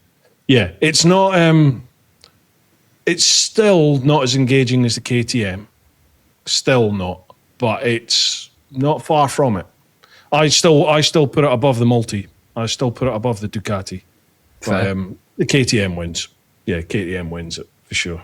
The problem with mine is I have the BHP map, not a bespoke one, just the one put on through the flasher, and my fuel economy is dog shit. I mean, I'm about 150 miles to a tank. It's terrible, and it's not. It's not great fueling. There's a little bit of a snatchy fueling issue I'm noticing coming in, but it is so much more fun than the stock bike. It's just they definitely made that bike better with the. Did they shorten the chassis? I can't remember what they did, but they definitely made it more enjoyable. I think that what they've done with the telly lever on the front end, I think that for me was a brilliant update, because maybe not if you want to just go touring and you're kind of just fine with the front wheel doing its thing. But I think when you're riding it like a arse, like I like to, or you're riding it off-road, having that front wheel feel, like knowing where that front wheel is like, I think that's the only, like the GS, the 1250 GS is annoyingly good off-road, but I think a lot of it comes from the bike. You just point the bike at something and just go, and it will just do it. Yeah. But when that front wheel slips, or by the time you realise the front wheel slipped, it's too late. Because the lack of feel from the tail lever. Yeah, that's what everyone complains about. Yeah. But you don't do off-road, so you wouldn't know that. Everyone says this, right? And I'm going to not spit the dummy. I'm going to defend myself here. Have a look at my Morocco series, my last Morocco series that I did. I would suggest the vast majority of these fuckers out there who moan about people don't go off-road, have a look at what we did on those GSs. You Was probably that back haven't in done that. 2004? It's based on your editing? No, that was... God, when did we do Morocco? Was that 19 or was it later than that? Might be later than that. Might be post-COVID, actually. In fact, it was. I think it was 2002. Yeah, I think it was 2002 we did that. Yeah. You mean 12? 22? No. 22. Yeah, not 2002. I was going to say 2002 is a lot. Yeah. I wasn't even riding bikes back then. I was going to say, you can't go, oh yeah, I'm really good off-road. I last rode off-road in like 2010. Yeah. No, 22 it was. We went to Morocco on GSs with Toro. Yeah. I remember seeing Pete's updates on that. Was that the trip where he went out and it was like 50-something degrees and he was off-road? 49 degrees, and I decided, no, I'm not going out into the Sahara in deep sand on the G. I did the rocks and all that sort of stuff, but deep sand, no. So they went off out, and then they turned up at the hotel that night, and like, I mean, Pete's probably told you, like, Pete was white as a sheet and almost in tears, and he was like, I thought I was going to die. So I genuinely thought I was going to die, because the bike would just go along and then it would just sink into like the silky sand. It's horrible, horrible stuff. An inch of sand is bad enough. Like, I think even the stuff when you're going around the ABR trail and there's just like that patch of sand, and you're like, that can throw enough people off. Deep sand is bad enough, like awful, and then you're adding the heat into it as well. I am gutted I'm not doing the ABR this year, because I really want to take the Gixxer there and do that course in the Gixxer. I was out in the Gixxer this week, I think it was Monday or Tuesday. I went out to meet Damien Rides, Damien Rowley, and I took the Gixxer, and oh man, she's my mate Ollie has worked his magic with her, because the fueling wasn't quite right when I had her at the clan meet, so he's worked his magic. Oh man, Jesus. You forget how quick those bikes are. Yeah.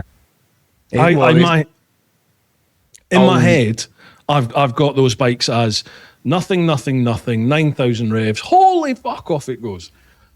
It just felt like it pulled everywhere. It was just nuts.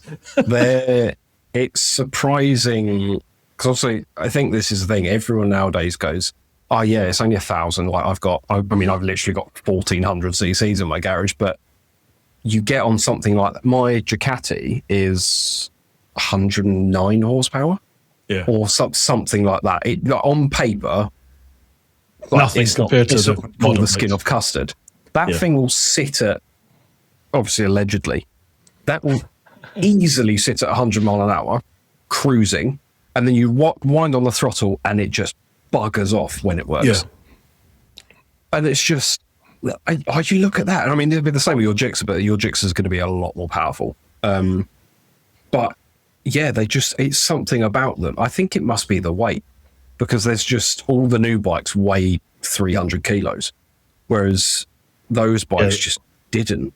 Like, the sports bikes though, they're sub 200 kilograms, aren't they? So it's just, and they just sod off, and you're sitting there going, this shouldn't be this quick. But yeah. And there's no traction control. There's no ABS. There's not even a blip or a quick shifter. There's nothing on it. That's the good thing though. Yeah. I just think that clan ride we did in Cotswolds. Yeah. Where I came on the Ducati. Me and was it Dale? It was who's got the Tuono? Is it Dale or is it Damo? I can't remember. Dale's got a Tuono. But did he bring the Tuono to that? Did he? Yeah, I think so. Well, I distinctly remember. Dale's a big guy. Yeah, I distinctly remember being absolutely pinned on one of those country lanes, tucked on the tank, trying to keep up with a Tuono. I think it might have been him. No. That was Dave Hammond's son. He's got a Tuono, and he rides it like he stole it. Yeah. But then there was a couple of sections of road there where we were all kind of doing the same speed. None of us were going that quick. 60, obviously. 60. Up to 60. And we got to that Starbucks. It's a limit, not a target, Sam. It's a limit, not a target. All right, Dave. Should I say Nigel? Hello. Hello. When we got to that Starbucks, because obviously we stopped there because most of the clan's GSs. Obviously, has to be done. The roads running up to that, they were like really nice sweeping roads, and everyone that got there to the Starbucks on GSs, KTMs, whatever they were on, like adventure bikes, well, they're just like, oh yeah, that's a really cool bit of road. Like, oh yeah, amazing. There's me and guy on the Tuono dripping with sweat because we've been like doing the same speed as everyone else, but hanging on. Like really going for it, and you feel like you're doing 1,000 mile an hour. It's awesome for that. Yeah, absolutely awesome for that. But it's quite the modern bikes, particularly the adventure bikes, are quite clinical, aren't they? Mm. They're so good. They sort of take a lot of that connection with the road away. Yeah, it's you've really got to turn everything off. Like I think when I picked up, Emma's just come in and she knows I'm recording this, so she's come in from her slut dancing. And when I did this at my old house, I don't know if you remember, but she crawled past to get into the kitchen. That's right. Yeah, that's right. Just on the same to go into the bedroom. Really funny. It's fun. I mean, you don't have to crawl, you weirdo. Yeah, but I don't. This is not. She's just gone, this is not okay.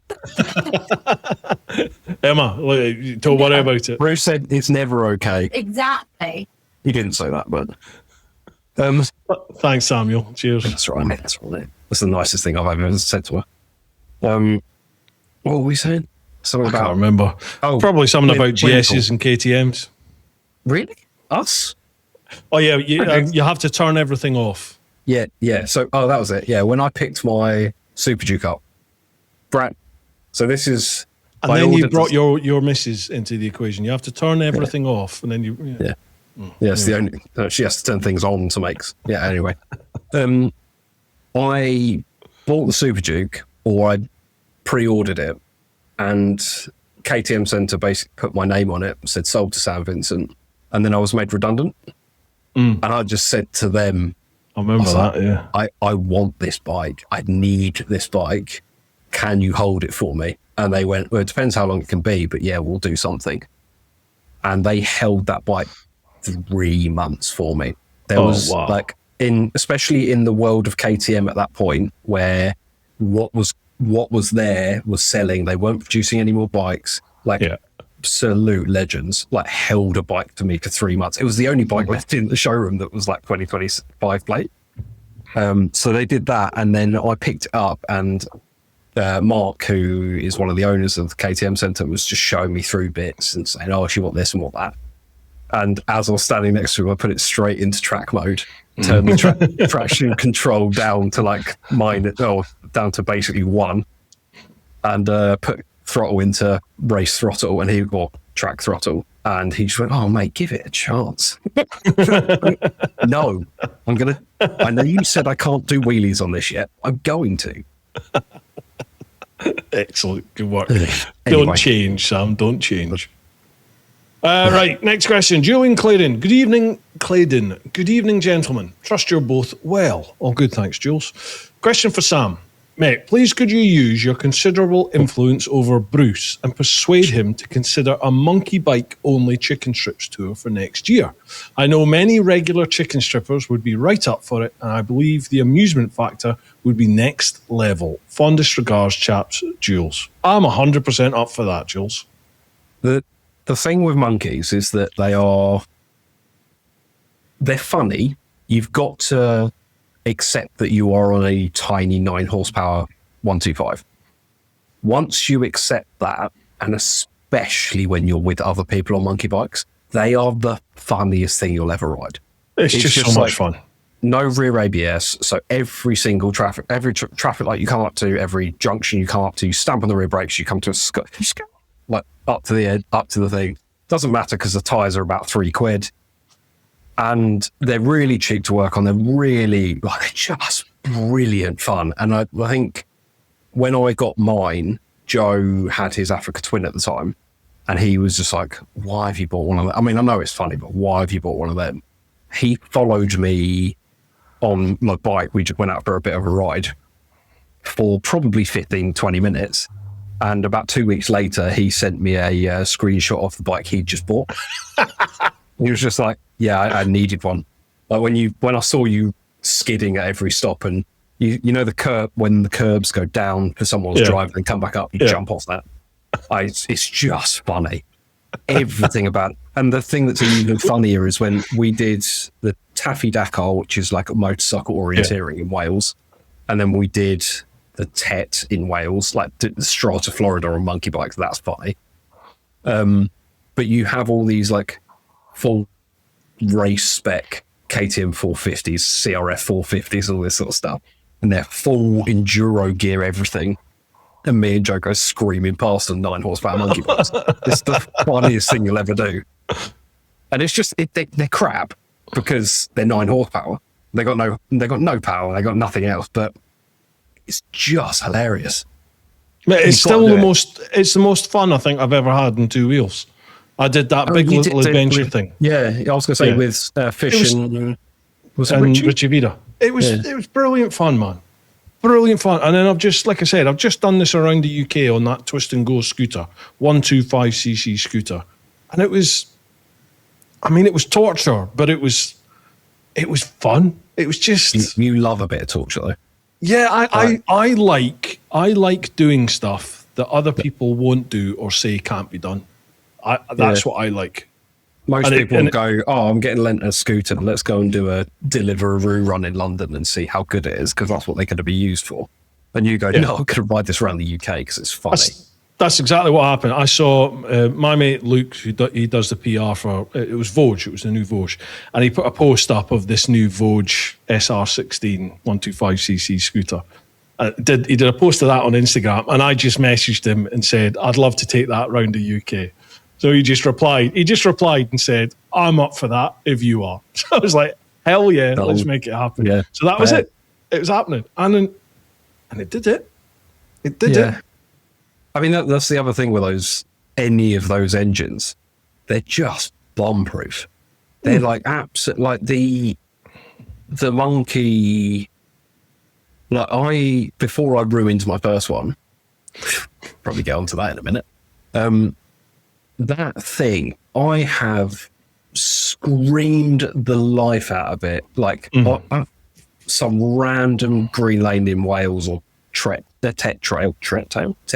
trail in Wales, like bouncing it off the rev limiter, like almost burning the clutch out, like just treating it like utter, like you shouldn't be treating a bike like that. I get home and I'm like, do you know what? I'm going to treat it to an oil change and a spark plug change and all that, because the spark plugs are £3. The whole service is about £12. Wow.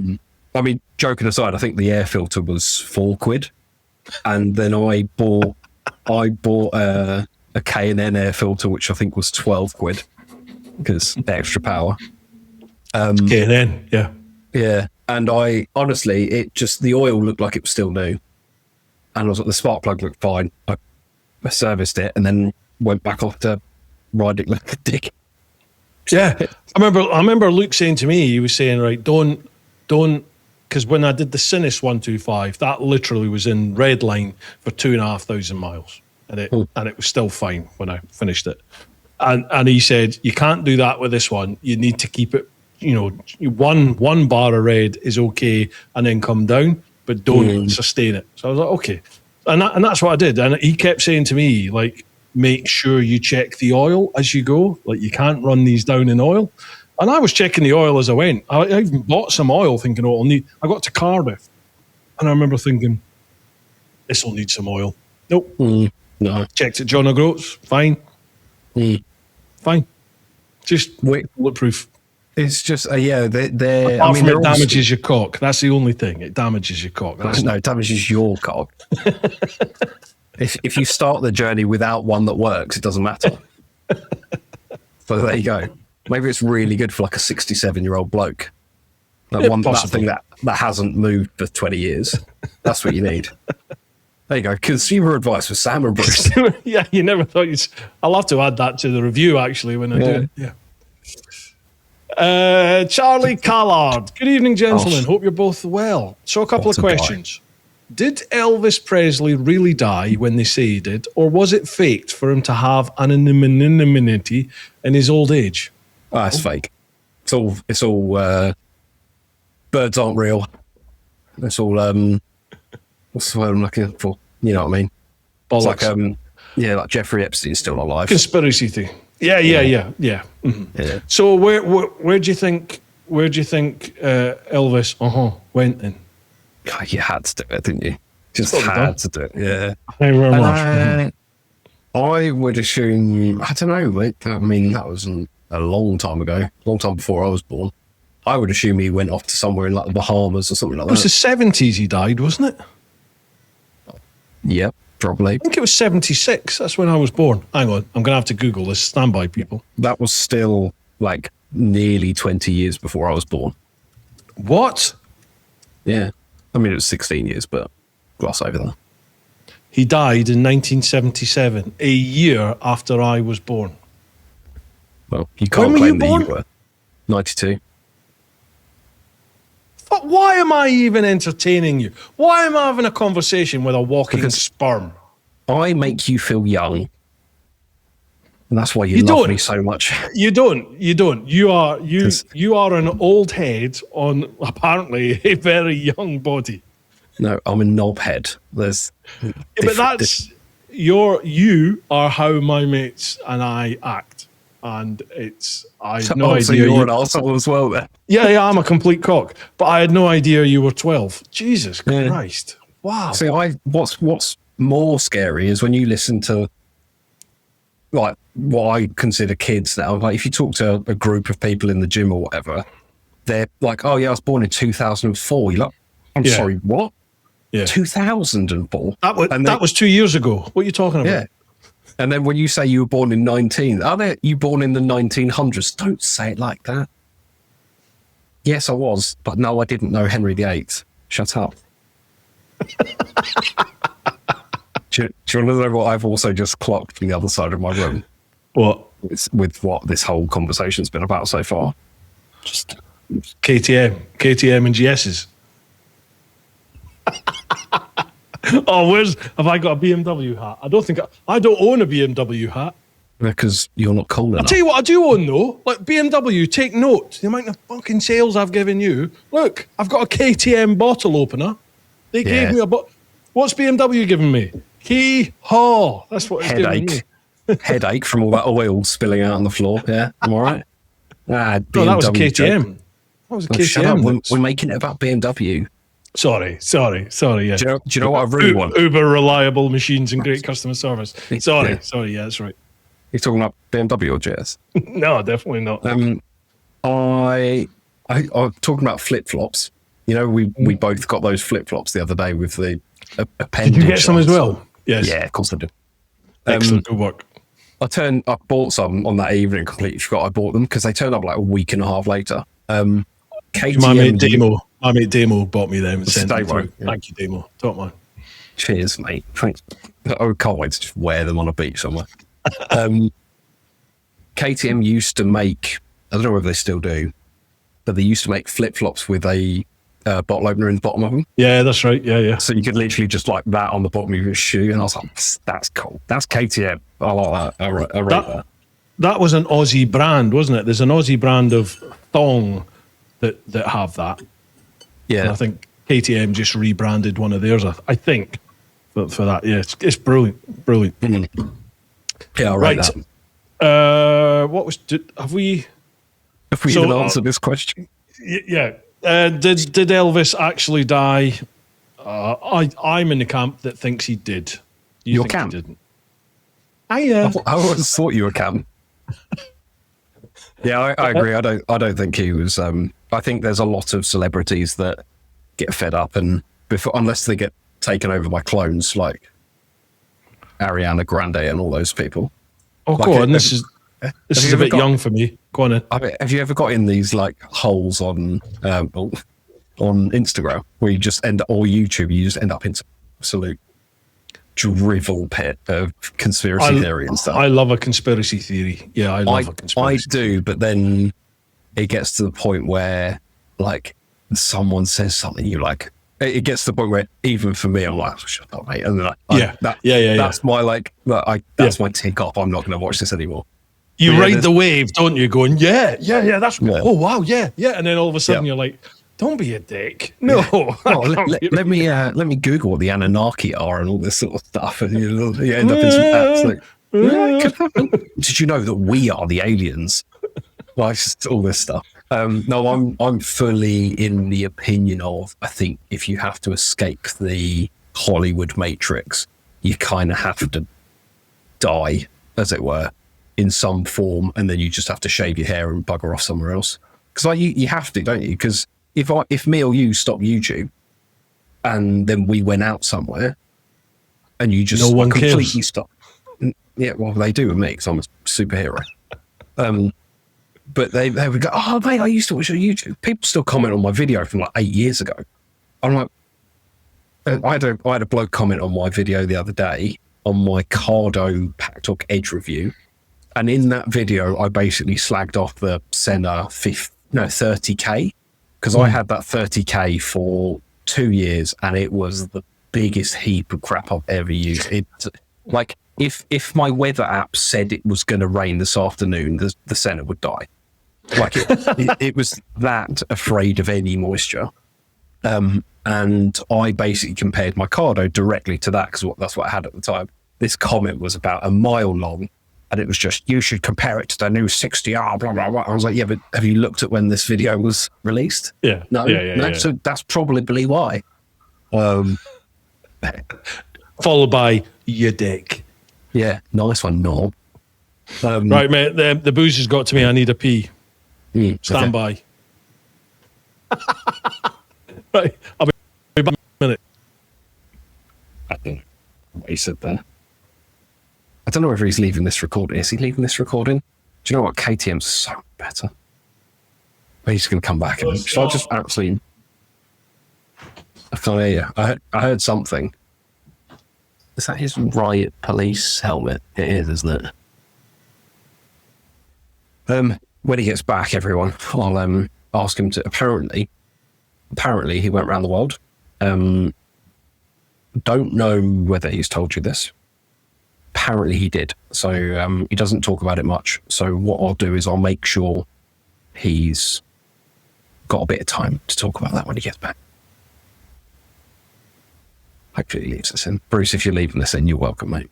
You can skip to whenever you get back. Piss now. Just going to drink some less.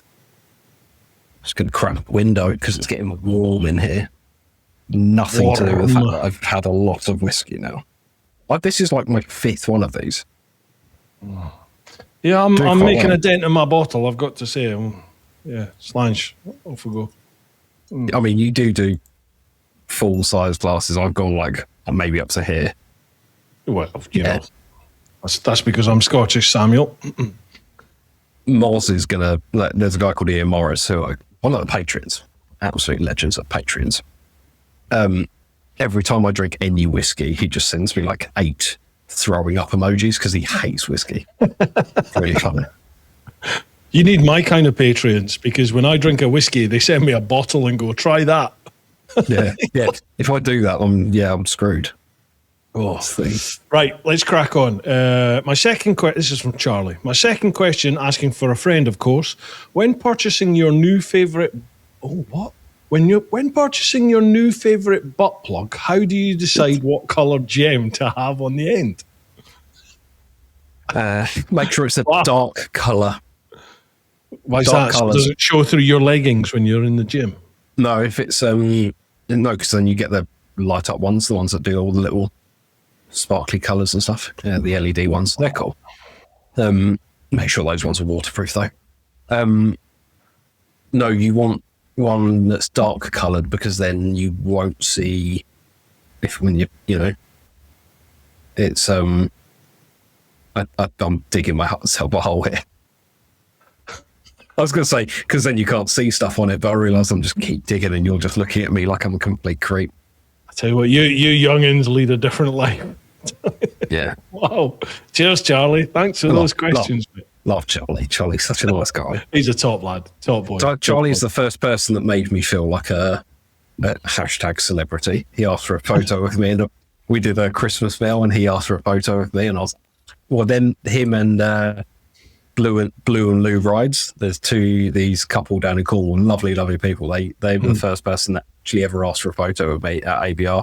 I was like, I feel like a celebrity, and I'm half cut, and like these people are asking. Trying to have a normal conversation with me, and I'm just like, I'm gutted I'm not doing ABR again this year. I've not done it for a few years now, but it's just no time. I love ABR, or loved ABR. I went for like 2 or 3 years on the trot. Yeah. And then it got, the 3rd year was really social. So that's what made it really good. Yeah.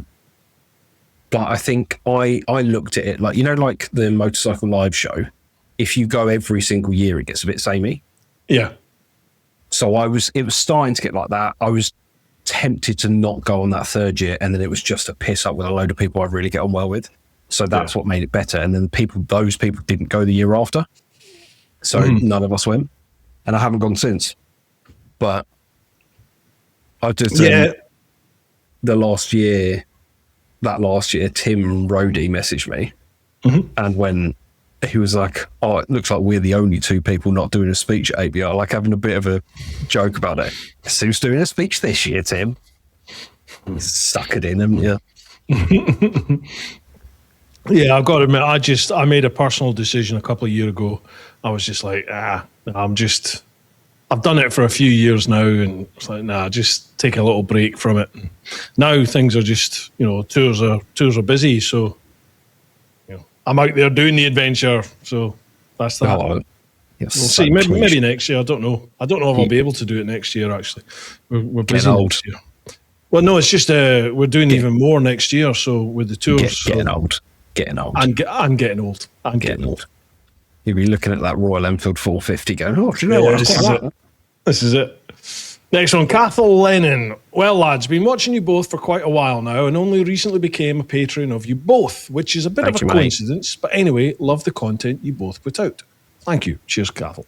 My question is, Bruce, when are you going to buy a KTM? You know you want to. Sam, work your magic and influence him. Best thing I ever done is listen to you and bought a 1290 GT.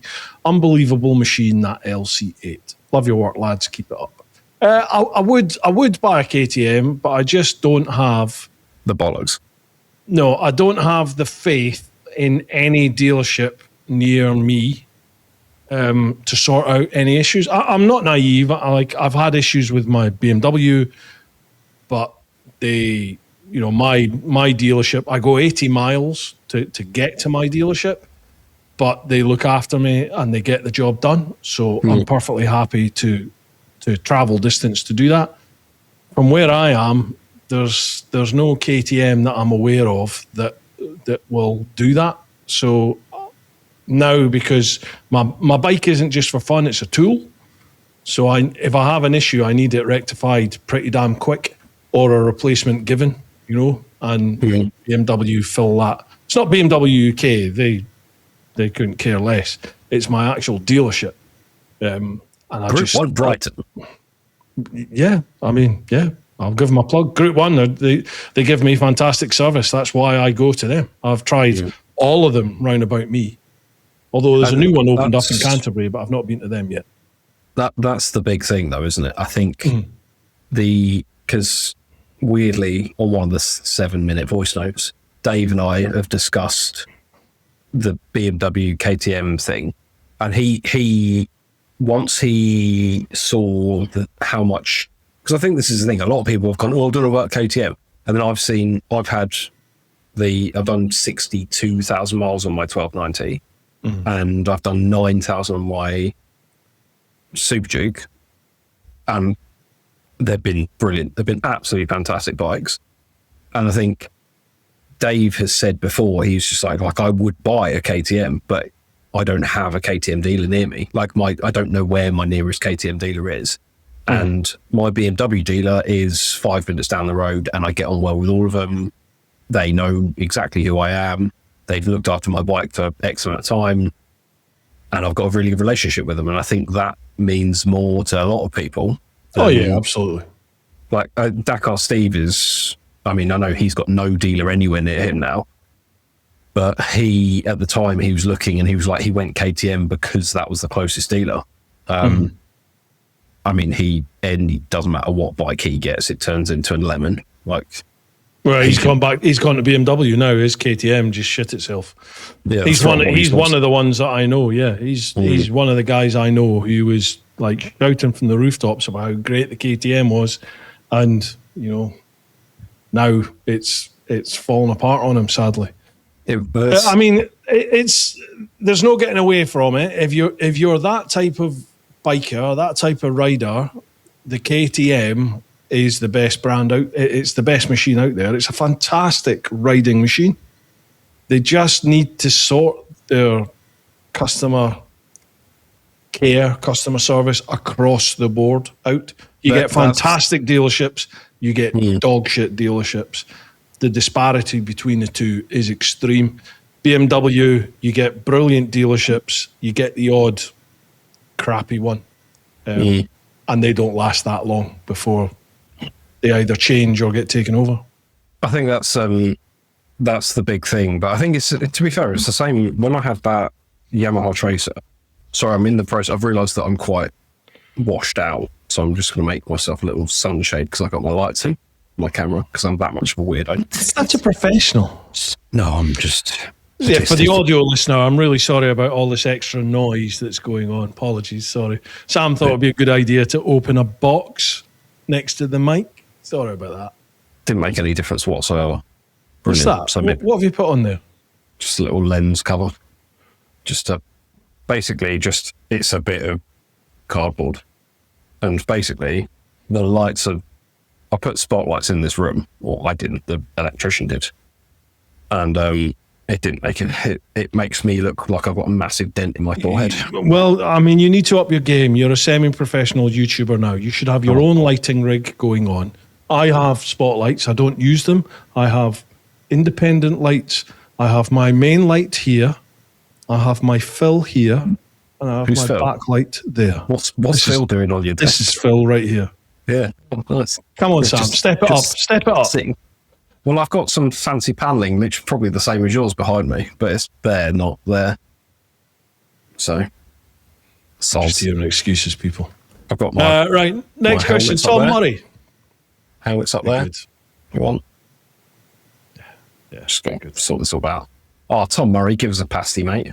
exactly. Says, when you're both going to come and eat my pasty and maybe ride bikes around Cornwall too. Tom, Is that I a was... euphemism? Yes. No, I think that's just it. Tom, I was down your neck of the woods last week, mate, and I did think to myself, I need to go and see you. But when I do those challenge rides, I get this, until I hit John O'Groats, I'm just head down, arse up. It's just, I've got to get to John O'Groats, and then I can sort of chill and enjoy the ride. So I didn't, and I'm gutted. I wish I did. But I will come and see you, because those pasties are awesome. Tom, Loaf's Bakery, yeah. Penzance. mainly in Penzance, and it's St Ives Bakery in St Ives, weirdly. It's the same company that owns them. Tom, was it Father's Day's coming up, actually. Tom, if you're listening, mate, let's sort out some delivery service. They don't do delivery, but for my dad's birthday, I think it was, I messaged Tom and just went, mate, if I pay you extra, Brilliant. deliver a load of pasties. Still to this day, has not taken a penny off me for any of the pasties or the delivery. He will not let me pay. So He's a good lad. He's a good lad. You need to get him on here. He's a funny guy. He's a funny guy. Do you know what? And he's just That hadn't ever occurred to me, but now you said it, of course he Yeah. needs to come on here. Tom, I'll be Yeah. dropping you a DM, mate. there you go, Tom. He's had some KTM fun. He bought himself a 2017 Super Adventure, and it had been sitting in. I mean, by the time he's on here, he will explain it as well. But he bought a 2017 Super Adventure, and it had been sitting in the dealer for quite a while, like 6 or 8 weeks or whatever it had been. And I'm just saying, like, so just gone, scared the shit out of me. It's a Kawasaki dealer that he had bought his Versys through before, and he bought this KTM. The battery was dead when he picked it up. It's always an issue with new bikes. If the battery's dead, like, something's gone wrong. And what basically happened is it just went dead over 3 or 4 days. He left it over like a long weekend, and it just went completely dead, wouldn't even turn on. He took it back to the dealer, and it was with this Kawasaki dealer for 8 weeks, like 9 weeks, something like ridiculous. And he was chasing and chasing and chasing. It ended up having to message people that he knew that worked there, going, "Where's my bike?" Like, no one's told me what's going on with my bike. Like 8 weeks it was there. They thought they sorted it. It was a parasitic drain. It wasn't right. Essentially, all it ended up being is because the bike had died, the ignition module was hunting for the key. Yeah. And normally it hunts for the key, finds the key, turns on. And then when you turn it off, that's it. But it kept hunting for the key. Eventually, that dealer sent it to a KTM dealer. They found it the day they looked at it and went, "Yeah, we'll order a replacement, fit the replacement." And then he had it back 2 weeks later. all they needed to do was send it to that KTM dealer at the start, and it would have been back. But yeah, I think he got it back 10 or 11 weeks later. Wow. Oh, mate. And he'd only just got the bike, and I was just like, I felt so bad for him because I was sitting there going, yeah, mate, they're brilliant bikes. They're brilliant bikes. And he bought one, and this happened. I was like, That's the problem, though, isn't it? It's like you get a disparity of customer service across most manufacturer dealerships. You get it with BMW, but I would say 4 out of 5 are really good. You get the occasional lemon. It's just it works well though, because I think BMW and Triumph, and there's a few other brands like Honda and stuff, they have that copy paste. This is what your dealership looked like. So if you go to a Triumph dealer, whether it's owned by Bulldog or whoever else, they are the same dealer pretty much. They've got the same floor tiles. Yeah. Whereas a KTM dealer is normally a franchise, so it can be up to whoever wants to do anything with that brand. I think that and Yamaha, I had a few issues with Yamaha. I did a 150-mile round trip to service my Tracer because the dealer that was in Hemel Hempstead, I don't know whether they're still there, but I might have said this before because I tell everyone about this, but I turned up to get a warranty. The LED rear light cluster, a few of the LEDs had gone. So I went to my local dealer because the other one was a 150-mile round trip away. Or 150, was it 150-mile round trip or was it each way? I can't remember. Anyway, I went to this dealer and they went, yeah, you got to go back to your dealer that you bought the bike from. But it's a Yamaha dealer and you're a Yamaha dealer, Yamaha warranty. Yeah, that sounds like BS to me. Yeah, and they just didn't seem to give a shit whether I thought it did it or not. And then as I was leaving, the head technician, I found this out later, he is the head technician, or was at the time, came out and went, you got a headlight out. And it was a twin headlighted Yamaha, which has one driving light and one high beam. And Jesus. So when you pull the headlight on, the high beam comes on. I'm like, you're the head technician and you've just said that my Tracer has got a headlight out. Wow. Yeah, I mean, whether that was a joke, whether Speaks it was volumes. Yeah, I was just like, I'm never going to ever again. But again, it's like it completely comes down to the dealer. Yeah, it does. I always say to people, vote with your feet. If you don't feel you're getting good service from whatever dealership you're using, go and find another one. Okay, it might be a bit inconvenient, but you're going to get better service. So vote with your feet. Go and find a better dealership, and the shit one will either have to up their game and give you good service, or they'll go under. There's no other way around it, really. And as bad as it is, because it's people's jobs and stuff, I think if they don't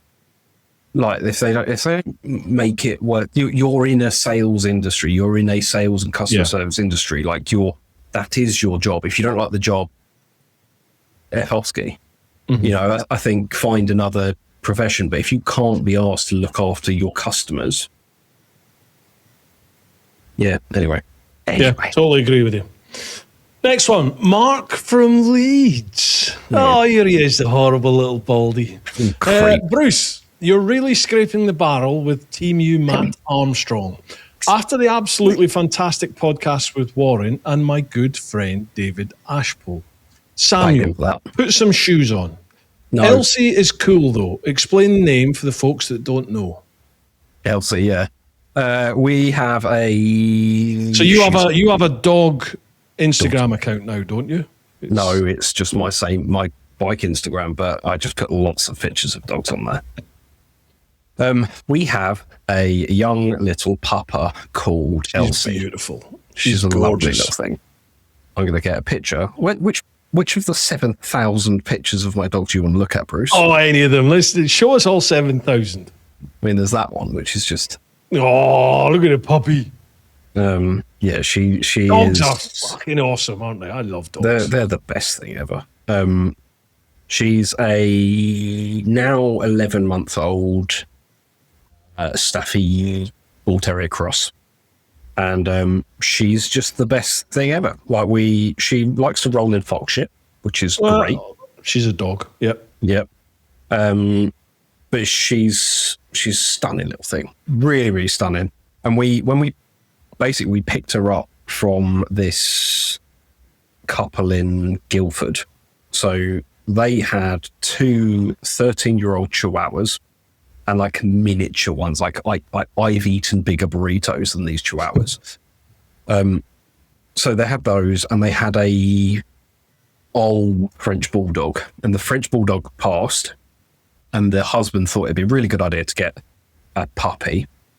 And chihuahuas are angry little things at the best of times. And to be fair, all small dogs tend to be quite angry about life. Same with people, talking to Mark from Leeds. And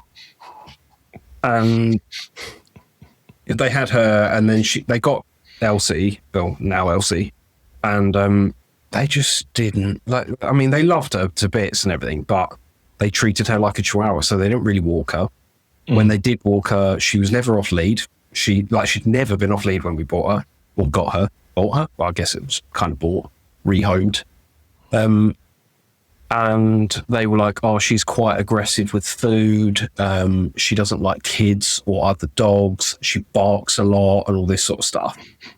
And my other half is, Emma's not the best with dogs. So she had quite a rough upbringing when it comes to dogs. Right. Not like aggressive or anything, but like actually they had quite a large dog as a family dog, and it knocked her over and all that sort of stuff. So she's got quite a bad, it knocked her over all the time, and then her parents got rid of the dog. So she never built that relationship. It was just a lot of ow and not a lot of what I want from a dog. So she's always been hesitant, and we walked in and saw this little puppy. She's boisterous, but she, like Emma, was on the floor, like cuddling her, and I was like, mate, sold. If Emma's on the floor with her in her face, sold. But she was called Bambi at the time, and the other dogs were called Baby and Lady or something like that, and I was just like, no, absolutely, no, I'm sorry, but you've called your dogs after Disney names or whatever else.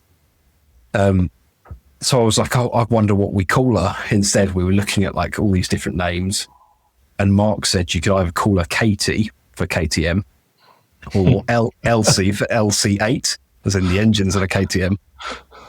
And I went, that's actually really good for Mark. Yeah. And there's no way he came up with that himself. No, Laura did, or Amy did, or someone else did. I think Dave Ashpole had said it, and then Mark's nicked it.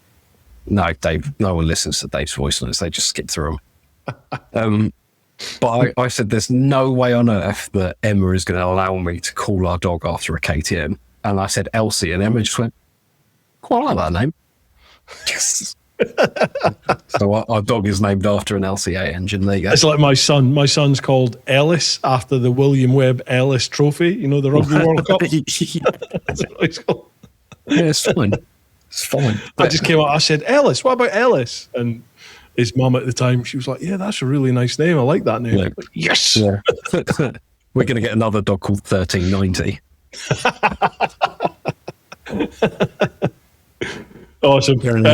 Right, he says, now down to business at hand. The question: what's the most ridiculous thing you've ever believed as a child? And that's for us both. Oh. Most ridiculous thing I've ever believed as a child. Life would be easy. Money was easy to get hold of. Most ridiculous thing. No.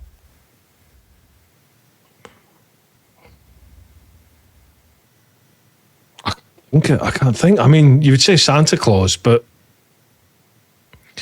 you know, as you get older, like you start looking at religion. I mean, God, I get into religion. I started looking at religions and going, "It's an insane idea. It's just insane to think it." But then you're like, "Well, you don't want to say it's a load of bollocks, do you? Just in case." Actually, get hungry and quartered. Yeah. So, most ridiculous thing I've ever believed as a kid. Talking of religion, very quickly, I've had whiskey. It's not going to be a bad story, trust me. When I feel a bit pissed. I've got to say, I feel a bit pissed already. I haven't stood up yet. That's my issue. Like, I'm standing up. my bedroom's there, so I can like take 3 steps and just fall in bed, so that's fine. I don't know how old I was. I must have been like 8 or 9 or whatever I was at the time. And I got on really well with this girl in my class, who I kind of had a bit of a thing for.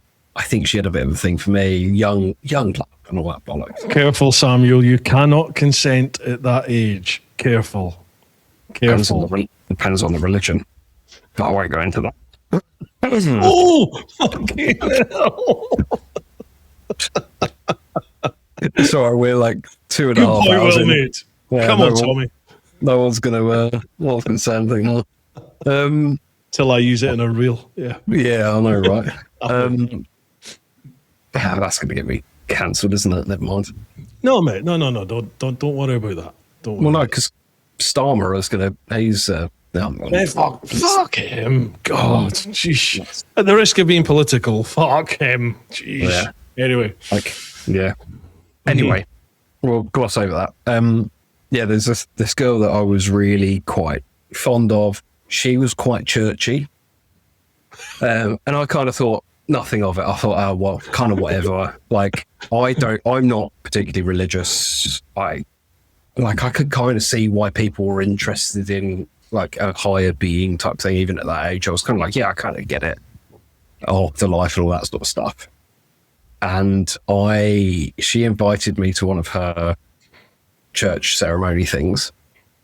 And because I was into it, I was like, yeah. My mum went, are you sure you want to go? I was like, yeah. She's like, I really like her. How old were you? I don't know, like 9, 10, something like that, maybe a little bit older. My mum still to this day brings it up because she was like, your face when you walked out of there was just like, saved me. Because it was like 3.5 hours of just, he's got the whole world. Yeah. I was like this, and then it was just quoting Bible verses and all this sort of stuff. And I was like, mate, like, if you believe it, crack on. Like, this is pain. So I'm not, this is not my life. I didn't fancy her after that. That was all she wrote, so to speak. Yeah. Yeah, I'm trying to think. The ridiculous thing I've ever believed as a child. God, there must have been something because I'm really quite gullible, especially as a kid. Weird men on the internet wouldn't like me. There you go. But there was no internet. There was no internet when I was a kid. You forget, I went to uni in 94, which was when you were born. Is that right? 94? No, 92. 92, okay. So I remember turning up at uni, Strathclyde Uni, 94, September 94. And I remember them saying, this is the email address for the tutor. And I remember going, like, what's all of us, everybody was like, what's an email address? And you had to go on like Netscape. I remember the computers at the uni all ran Netscape Navigator, and it literally took minutes to connect. You were sat there waiting for this thing to connect, and then you watched as it sort of went like a dot printer as it downloaded. If you put a graphic on your website, you were an arsehole because it took forever to put a bloody graphic on. I remember just thinking, this is bollocks. This will never catch on. Should have put a fiver in it then.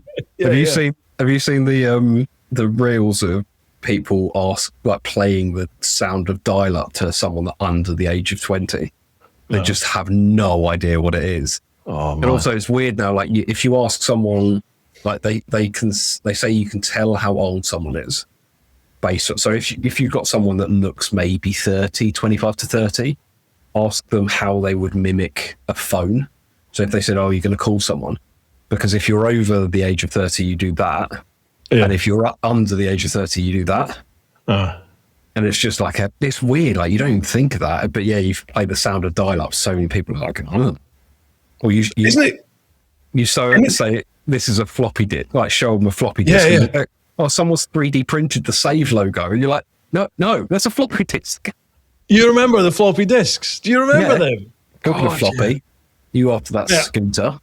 I'm so old, I remember porn on a floppy disk, and it just taken forever on this floppy disk. Mum, can you get off the phone? I want to download it. Oh, Jesus. Anyway, Mark, I can't think of anything ridiculous that I believed as a child. I can think of one thing that I'm forced to believe as an adult, and that's that you're a grown man. But I will. And he says, Bruce, you're still a 6'3", 21 stone dick. Thanks. Cheers. Love from Mark from Leeds. MFL dividers and laser cutting. MF anal dividers. Yeah, if you need an anal butt plug cut, then check out MFL dividers and laser cutting.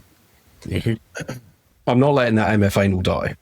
He is like, he basically started up a GoFundMe to get it to stop. That was you. That was the last time we spoke, wasn't it? It was on that podcast that MF anal came up. Because it was MF. MFNL. Mark from near Leeds, because he doesn't live in Leeds, even though he's Mark from Leeds. And it was MFNL, which then turned into MF Anal, which became his name. If he rings me now, it comes up with Mark Anal on my phone. Yeah, it's really funny. I don't answer because I never answer my phone. Me too. But MF Anal. MF Anal. Next one, Tommy Lindley, legend. All right, chaps. Hope you're both doing well. Look forward to this one. 2 questions for both of you. Question 1. I know you both like your whiskey, but are your tastes the same? peaty, non-peaty, Scotch, Irish? What do you look for, and do you prefer a particular favourite? Well, I used to be a non-peaty Scottish whiskey. I found the Irish a wee bit too sharp, but I would be a non-peaty Scottish single malt, and I would have it straight. Always. That's changed a bit now in that I think as you get older, your tastes change anyway. Like, they just change. And I find myself quite liking some of the peaty ones, but I find myself putting a wee bit of either water or ice in certain whiskies. Not all of them. This one's straight. It's nice and easy to drink. But some really seem to respond well to like a wee cube of ice or a wee bit of water. On the first podcast we ever did, I said that sometimes I have a drop of water in my whiskey. And I questioned your mind. You said something along the lines of, I thought you were a real man. Yes. So I will just let that thought simmer. Because as I said, Samuel, your tastes change. And at that point in my life, I didn't need ice or water in my whiskey. It was fine. Follow on a few years, now I find to myself, actually, I quite like a wee drop of water or a bit of ice cube in my whiskey. I'll give you that, yeah. We all get soft at our old age. Hi, Tommy. Love you, Tommy. We need to plan. I've got some Patreon rights. I basically said to Tommy, I was like, Tommy, can you just plan my Patreon rights for me? That'd be really great, thanks. He's your Simon Weir, isn't he? Yeah, kind of like he's, we don't do joke because when he's on the bike, he has 300 different screens in front of him. Like, he's got his TFT, he's got his sat nav, he's got his phone with, he's got a sat nav, and there's something else is going on. I don't know why he's got all these different screens then, but in the Pyrenees, there was one point where we were going down this really like corking bit of road, and he was, to be fair to him, like he's done all of the additional qualifications with, like, I'm not just IAM, so he's not just a dick. He's got, we'll gloss over that because people in the comments like, I love winding up the advanced biker lot. But I mean, I don't know, but it tends to only be the IAM lot. If they've got Rosper or Bike Safe. Oh no, Rosper can give it as well. Rosper can give it as well. It's just a certain type of person. They think they're it. They just think they're it, and you're like, give it a rest. It's the elitism, isn't it? It just yeah. Biking is an individual thing. Biking is it's a very, I find biking. How can I say this? Yeah, it's an individual thing, even when you're away with a group, because you ride how you want to ride. Everyone has their own brain speed, their own way that they take in information, process information, and act on information. Some people do it lightning quick. Other people take a bit of time to do it. Some people take in loads of information, process it, everything, and are very adept at prioritizing whatever they think. Other people, they need a little bit less information. They just can't take in everything. So everyone has their own way of riding. Some people like to do it full pelt, like max chat, and they're fine at that, and they can deal with it, and they are genuinely okay at dealing with it. Other people like to plod, and then you've got everyone in between. You've got people that ride like the wind, but are fucking dangerous because they're not processing in the information, and they've just got away with it. I was one of them for a long time. I've slowed myself right down now. But I think there's people that come from this advanced biker background that talk the big game, and then you get them away on some reasonably technical roads, and they just fall apart. And you're like, but they won't accept that. They won't go, oh fucking hell, Jesus. It's because they are focusing so much on how wrong the person in front of them is. They forget to focus on themselves. I think that's the thing. There's a vast difference between the people in my comments and the people that I actually would associate with. And I think there's that years ago where I went on that KTM there's a KTM Facebook group on there's about 30 Facebook groups about it.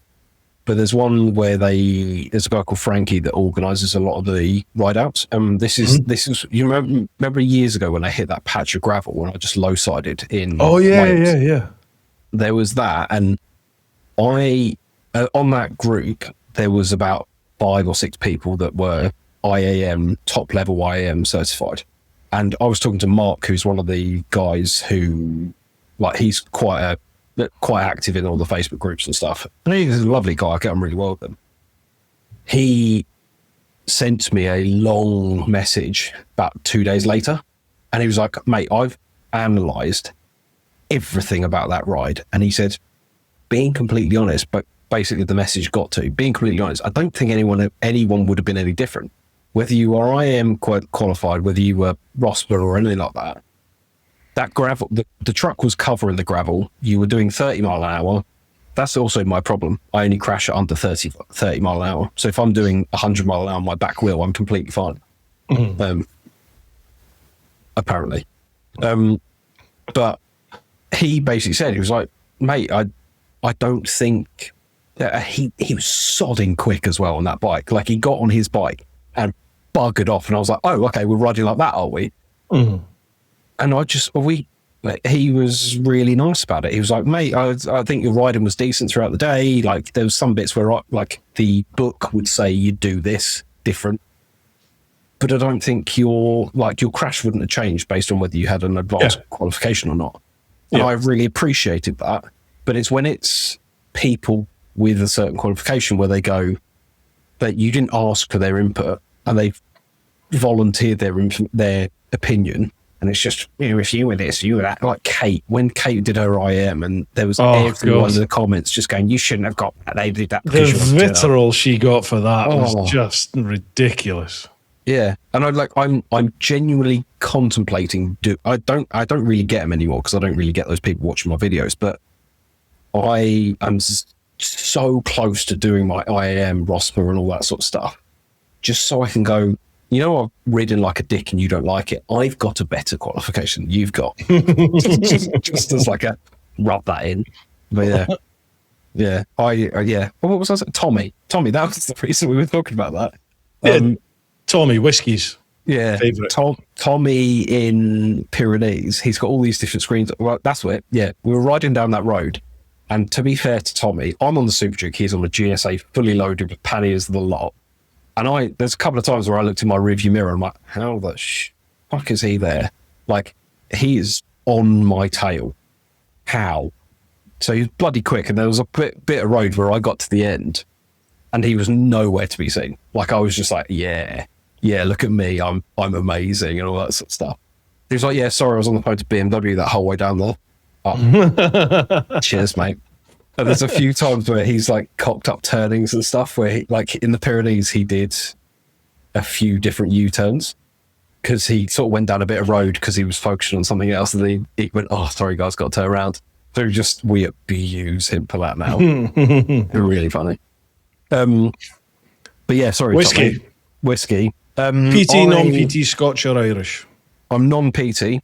I don't really get... I like the PT stuff, but it's not my thing. I find it's too TCP slash burning. Right. Well, I think that the biggest thing for me with whiskey is not going for the cheap stuff and going for a good aged whiskey, and don't buy it from like Tesco. Like, I mean, sometimes the Tesco stuff's all right, but normally if you buy it from Amazon, it's a fake whiskey or whatever. I would go non-PT. I like Scotch.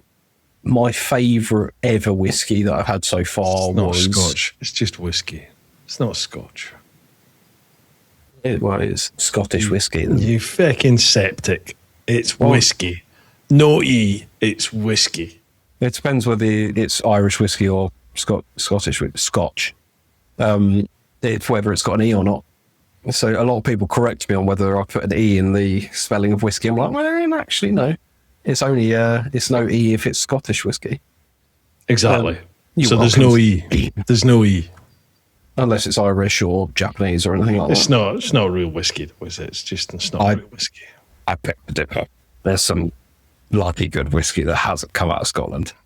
A Redbreast 15 is like an Irish whiskey, and that's really good. And there's a couple of the Japanese whiskies that are just sublime. I had a Japanese whiskey and it was bloody lovely. I can't remember the name of it. Something like that. I can't remember. But it was lovely. I mean, I've done all these Heil Hitler things and all sorts of stuff, and you're the one that's going to get just thought I'd join in. Yeah. I thought I'd join in. I do find with Scottish whiskey, 12 to 15 years is perfect. I find 20, 25, they're fucking expensive, but I find that they tend to be a wee bit harder to drink. They're the ones that you tend to need a wee bit of water or an ice cube with. 12 to 15 years is just a nice drop. It's a nice, easy drink, that.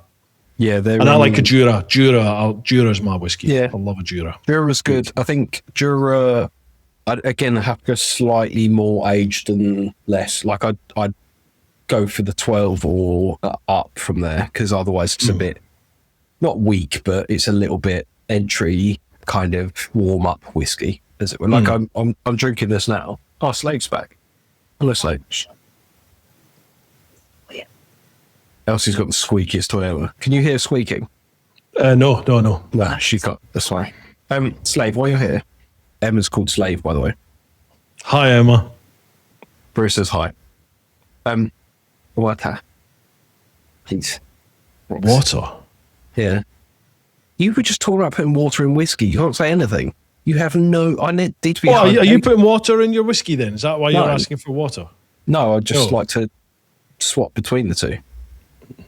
Because I will, at the risk, I will quote a popular meme. What are you gay? I love them. I quote so many of those memes and stuff, and it's so bad. So, you are gay. Yeah. Why are you gay? I'm not gay. Who says I'm gay? You are gay. So funny. Anyway. They did a video where he was on a panel with a load. They put him on a panel with a load of LGBTQ plus IA insert other words here. And they were all talking about why he was so homophobic and stuff. And he just sat there and went, I still don't understand. Why are you all gay? It's so funny. But yeah. Brilliant. Yeah. Some of the Japanese stuff's really good. Like if I go Scottish or... Well, thanks. That was quick. Cheers, Slave. Good. What are you eating? Cookie. My mum got some cookies delivered to the house the other day, and they are unreal. They're like jammy Dodger or Krispy Kreme and like utter obesity in a packet. It's great. I've not had my dinner yet, and not only am I now pissed on whiskey and beer, now you're talking about food. I'm like, oh God, I'm hungry. Yeah. Oh. But, I told you I'm going to get that thing back up, standing for attention. No, you need to go a lot further from that. I need to find a bloody 12-volt battery, I think. Sheesh. Yeah. No, Anyway, question 2 from Tommy. Despite the very many engine Sam has just Chinese engine just put in the Super Adventure. Have you seen her? Have you seen Tina? No. Oh, she went viral a while ago, but this Chinese, there's basically, they're an engine supplier in China. They've got all these used engines in just this massive warehouse. And they got this very Chinese woman, all dolled up and she started singing about the engines. And she's singing in English, but it's very stereotypical broken English. Yeah. And she's like, very, very engine in my factory. And it is the funniest shit ever. And like she... fuck you, handbrakes. Yeah, literally that. Oh, love that film.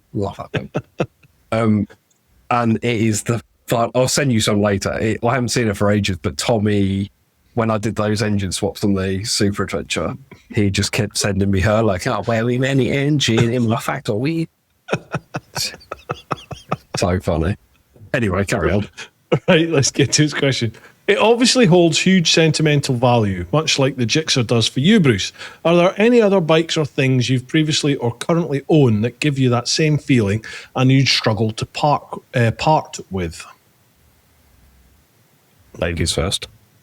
Well, I'll never ever get rid of the Gixxer ever. That bike will stay with me. In fact, I would quite like that to be buried in a hole with me.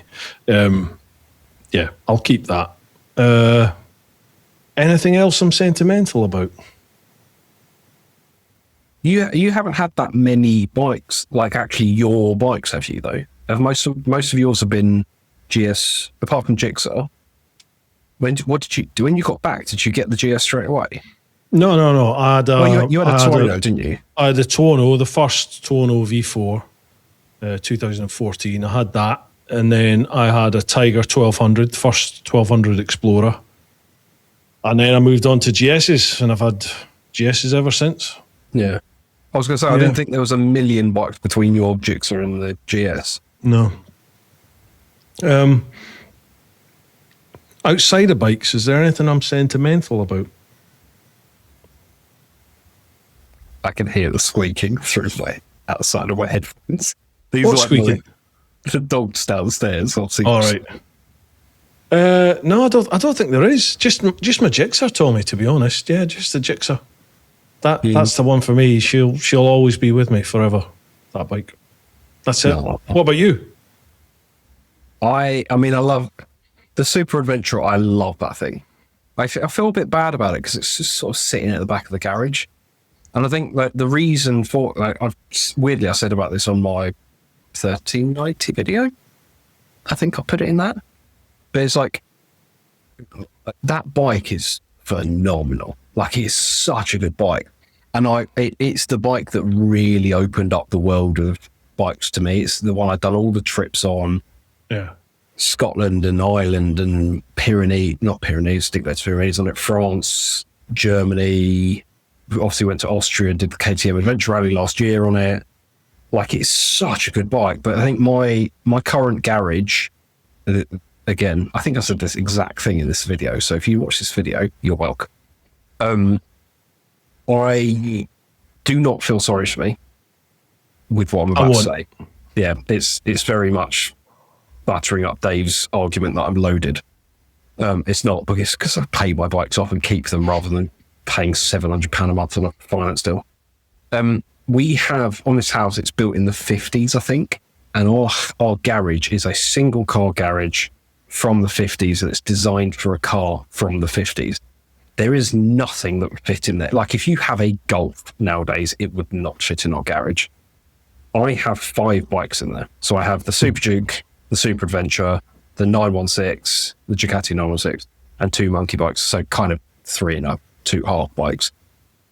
But for me to get my Super Adventure out, I have to get the Super Duke out because that's the one I ride the most because it's fucking awesome.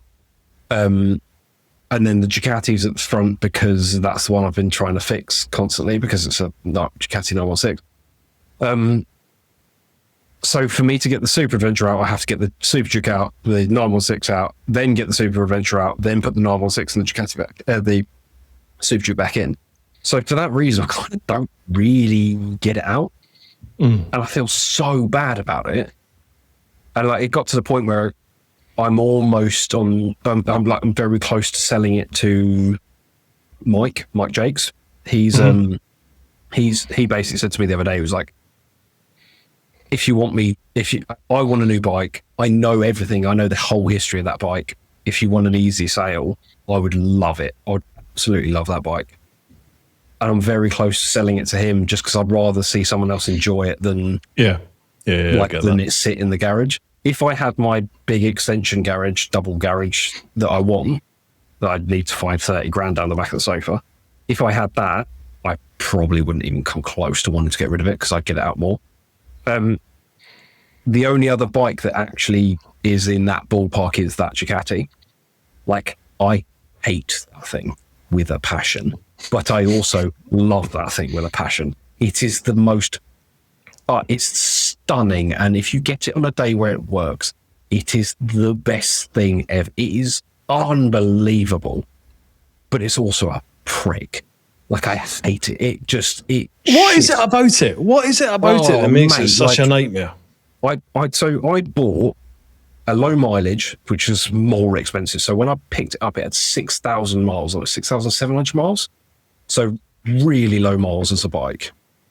For a 1995, it had a shed load of engine work done. Like the main bearings and all that sort of stuff had been done. The belts had been done. Everything had been done on it. It had been looked after. 6,000 miles? Yeah. Like the previous owner bought it. It sat for 15 years. The previous owner bought it, did all of that work to it, rode it for about 500 miles and then sold it. Right, okay, you've just spent fucking $5,000 on an engine. You're welcome. Cheers, mate. Yeah. I bought that. For the first couple of weeks, first couple of months, it was fantastic. The first thing that went wrong is it popped the fuel pipe off in the tank. So off the fuel pump, the fuel pipe came off. Yeah. I didn't realize that, but it just basically, it would turn over and all that kind of stuff just would not fire. Didn't matter what I did, it wouldn't fire. So because of that, I replaced the regulator rectifier, or reg-rec for you, Mark. I know you hate me saying reg-rec. I replaced the stator. I replaced the battery. I replaced something else. I can't remember. Sort of chasing a problem that wasn't there. Yeah. And then I was so pissed off with this thing. I hated it. And then I looked online and there was just one comment on Reddit that said, open the fuel cap, press the starter button, and if you can see a little fountain of fuel pipes come off. That's all it is. And I did that, and guess what happened? Fountain of fuel. So I did that, put it back on, and there's this video that Emma took of me, and I looked like I'd literally just exploded my load after 3 years of being celibate, where it fires into life. So it was fantastic, and it was fantastic for a good 2 months. I was riding it. Emma rode my Super Adventure, and I was doing this video where she rode my Super Adventure, and weirdly she giggled like I did. There's an interesting thing. But I was riding down a road near me after Gordon Ramsay just told me we saw Gordon Ramsay at a petrol station, and he said he stopped in his like £5 million Aston Martin Valkyrie or whatever it was, and he pulled over to tell me he loved my 916. And then he was like, oh yeah, my other half bought me one and all this sort of stuff, and his wife's sitting in the passenger seat looking pissed off because he's talking about bikes again. And then he's a biker, is he? I never knew that. I don't know whether he's a biker. He had a 916, but he had the proper one. He had like a 916 SPS or something like that. Something that'd be worth 50 grand now. Mr. Ramsey, fancy coming on Brew Time? I mean, I've got the wrinkles halfway there. But yeah, we were chatting about that, and then we buggered off down some country lane, and one of the panels decided to rip itself off. Like literally just tear itself clean off. Brake lights don't work. Well, they do. Sometimes the headlights don't work. Sometimes they do. I took it for its MOT, checked on the driveway, everything worked, and everything did work. I made sure everything worked. I took it to its MOT, checked outside the MOT centre that everything worked. Yep, all worked. Like literally the bloke was watching me do it. Rolled it into the MOT centre. He pressed the indicator, nothing happened. I was like, and it's just a twat. Like it just, the other week, it had coolant dripping out the exhaust. Don't know why. Just did. It felt like it. It rolled. I've replaced the side stand, which the 1098 side stand, because they're known for rolling off their side stands. I replaced that. It rolled. My driveway is slightly uphill. It rolled forward uphill off its side stand. What? Honestly, it goes, he's in a good mood today. Watch this. And yeah, that sounds like you've got some sort of poltergeist. That's honestly, what that sounds like. I have no idea, but it's a GS poltergeist. Yeah, it's just sitting there going, I could be a boxer. But it's like that. I hate it for like 3 months, and then like the other day, I took it out on Sunday. I went to meet Joe on Sunday. It works flawlessly. And I had that thing screaming on some back roads, like 11,000, or just every single gear was red line. Like it was that kind of riding. Was. Oh, the brake caliper bolts decided to come out the other week. Oh, good. Just rattled out. You don't need them, to be fair. You're okay. That's fine. Don't want to stop anyway. Yeah.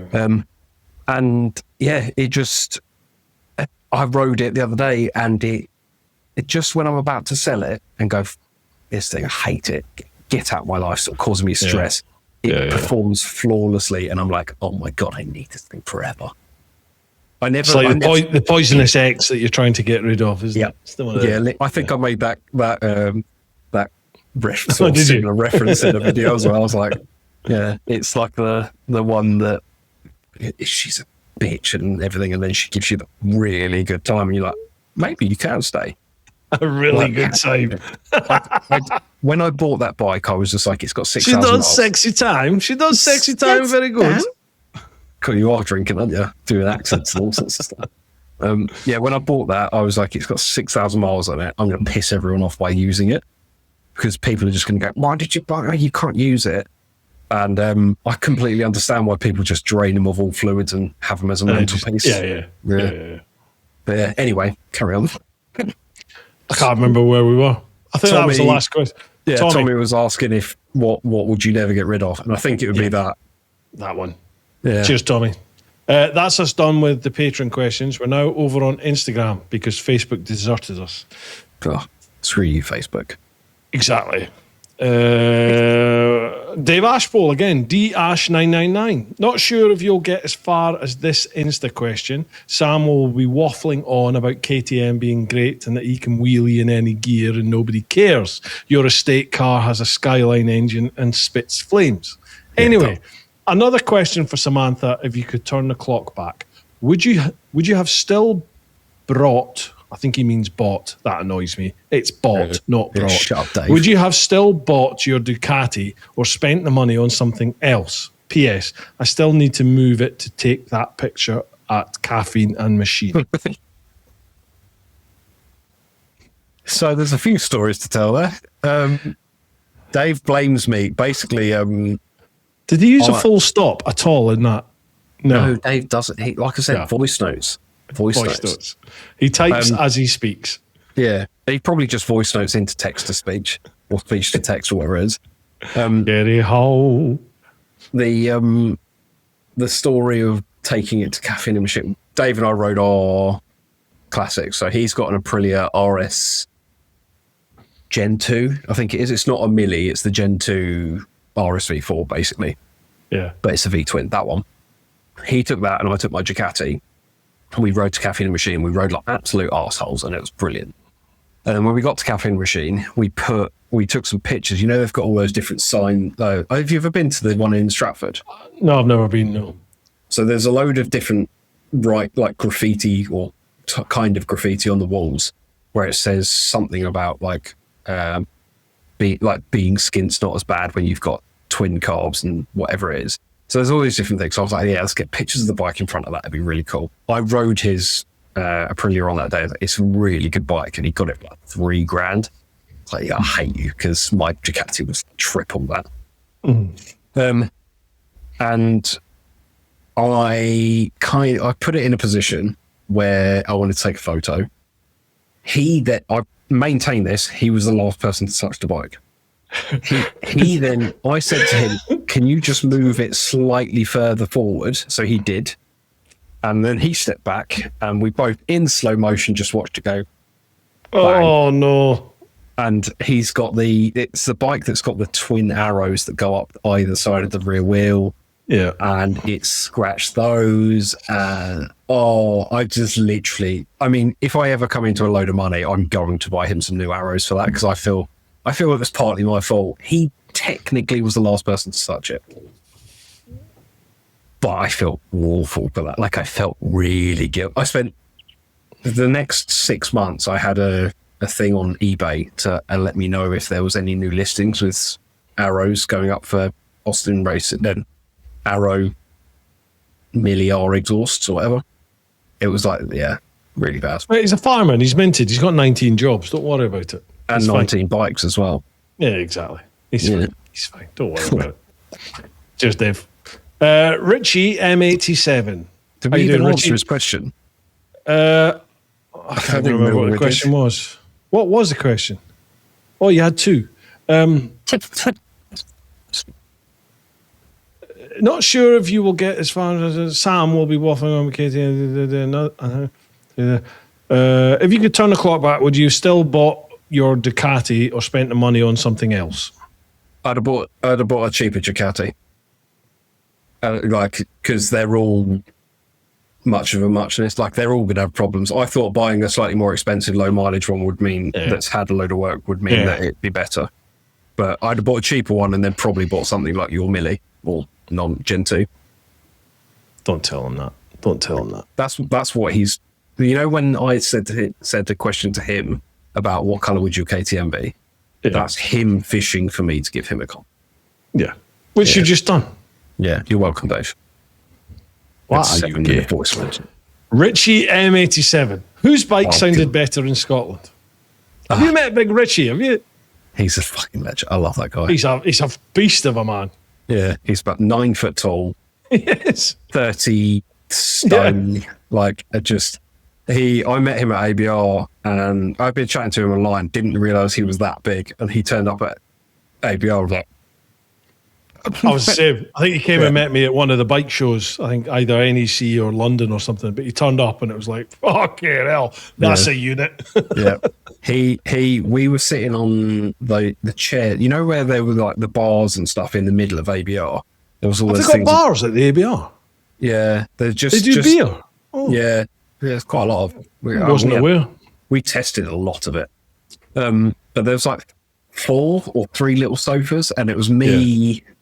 I think it was me, Joe, and my dad that were sitting on these sofas, and they were like small, but like they were outdoor furniture, but like two-seater small sofas. And Rich and his 2 mates turned up, and they were both big Scottish guys as well. And Rich sat down on one of these 2-seater sofas, and he could just do that with his arms on. Filled it. Yeah. I saw him and another guy called Ian in Scotland. We met up with them in Cairngorms when we went up there the other week. Rich has just bought himself. He's had it for a while, but he's got a ZH2, so the naked Kawasaki supercharged thing. Yeah. And he's just had it remapped, so it's got like 200 and something horsepower at the rear wheel. Jesus Christ! At the wheel is 200 and something horsepower, and he's got some like exhaust on it which you can fit your arm up, and my god, that noise! And because it's been remapped, the quick shifter is buttery smooth. So we were filling up at the end, and he turned around and buggered off, and it was just I was like, oh, that smells so good. Super Duke sounds better though, mate. So there you go, Rich. There you go. Next one, late on the brakes. How you doing, pal? Nice. What do you feel is the biggest disappointment with motorcycling culture right now, and what has the most potential? Oh, that's a good question. Biggest disappointment with motorcycle culture right now. Mike's had a. It is Mike, isn't it? Mike Morgan. It says Mike, yeah. You've been on the podcast. He's had a rough couple of years. I think he made redundant stuff. So he's a good lad. I like him a lot. He's a really, really nice guy. Disappointment. I think there's quite a few. My biggest thing is the elitism. I hate the elitism. Like whether it's whoever it is, whatever brand it is, it's just that I'm better at you because I've got this, and your bike's shit because it's not one of whatever I've got. And I know we take the piss out of GS and KTMs and stuff, but I can relate that a GS is a phenomenal bit of kit, and you can relate that a KTM's a phenomenal bit of kit, and we've both got our reasons for either. Yeah, it's just, I can't stand that. And then also the thing that really it makes me laugh, but it really pisses me off is the Harley culture in America. You know, like you're not allowed to brother. Yeah, brother. Like every time I see Tom Monk, he's just like brother. But it's you can't pass them. Like you've got to ask to pass and all that bollocks. And it's starting to come over here. You're like, no, Tom Murray's got a Harley Street Rod 750, and all the Harley guys are just like, well, it's not a real Harley. Like it doesn't matter. He loves the thing. Why does it matter? See, I don't take any notice of any of that shite. Like this elitism that you're talking about. I know it exists, but I just treat it with the contempt it deserves, to be perfectly honest, because I think it's just utter bollocks. And all this Harley pish, like fucking hell. I remember I was into Lowesoft doing one of my round the UK rides, and there were a load of Harleys in front of me, and I've no idea if they were accountants or if they were actually genuinely like some Harley gang. I don't know. But I was on an electric bike, and I was just like, I've got a fucking schedule to hit. So I just overtook them all, and I got no grief off of anybody. Really? None at all. No. So I'm assuming they're accountants. But there's this reel doing the rounds at the moment, isn't there, of the Harley... Roddy Pickering. Roddy Pickering, yeah. And you're just like, that geezer just needs... I mean, he just needs a hammer across the face, doesn't he? What an arsehole. Like, anyone that acts like that. I was about to say he needs to catch a terminal illness, and I thought that was really bad. And then you said a hammer across the face, so I don't feel as bad. Oh, I mean, I don't wish ill health on anyone. But there are people out there that need a punch in the face, aren't there? Yeah. There just are. And to act like that in front of anybody for any reason, there's no need for that. Yeah. There's just no need for that. What's quite nice is I don't think a lot of that stuff has reached our shores. No, I think a lot of British people can realise that's just moronic. I don't think we entertain that, do we? No. Just as a culture, we don't entertain that. No, I do. There's a lot of like elitism in certain forms, but it never really gets past. Like I think that there's a lot of people out there that can't see the difference between a joke and like being serious. Like when I did the GS, the 1300 GSA video, I took it to Starbucks, obviously, and that's where I started the video. And the first thing I said, there's a massive negative about this bike, and I bought a roadcraft manual, and I opened up the phone port, and I went, you just can't get your roadcraft manual in here. Like, just obviously a joke. And there was a couple of people that commented and just went, oh, can we really stop this joke about Starbucks? I'm like, well, I can stop if every time I pass a Starbucks, there's not a GS in the car park. Yeah, exactly. So, yeah. But it's stop living up to the stereotype. Yeah, if you stop living up to the stereotype, then the jokes will stop. But see, I do that on purpose. If I see a Starbucks, I'll stop and take a picture just to live up to the stereotype. I'll do it on the KTM, but I'll pull in and be like enemy territory or whatever. You'll just stop next to an RAC or an AA wagon. Well, something like no, that. I'm already on the trailer of the RAC van. Come on, man, I've been recovered on a GS. I was going to say, out of the two of us, whoever's been broken down on a bike, BMW or a KTM, might be winning. Well, I've had both, haven't I? I've had the 1250 GSA, and then I've had a Super Duke R.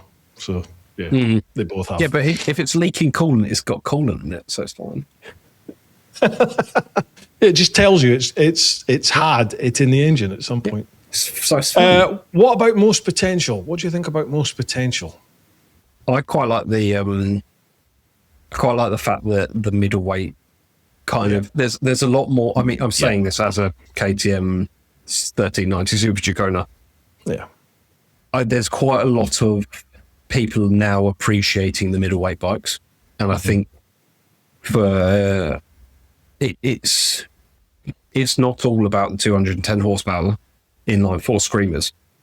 It's and the reason I like the Super Duke and the Super Adventure is because you can have fun sub 70 mile an hour. You don't need to be like wringing its neck to have fun.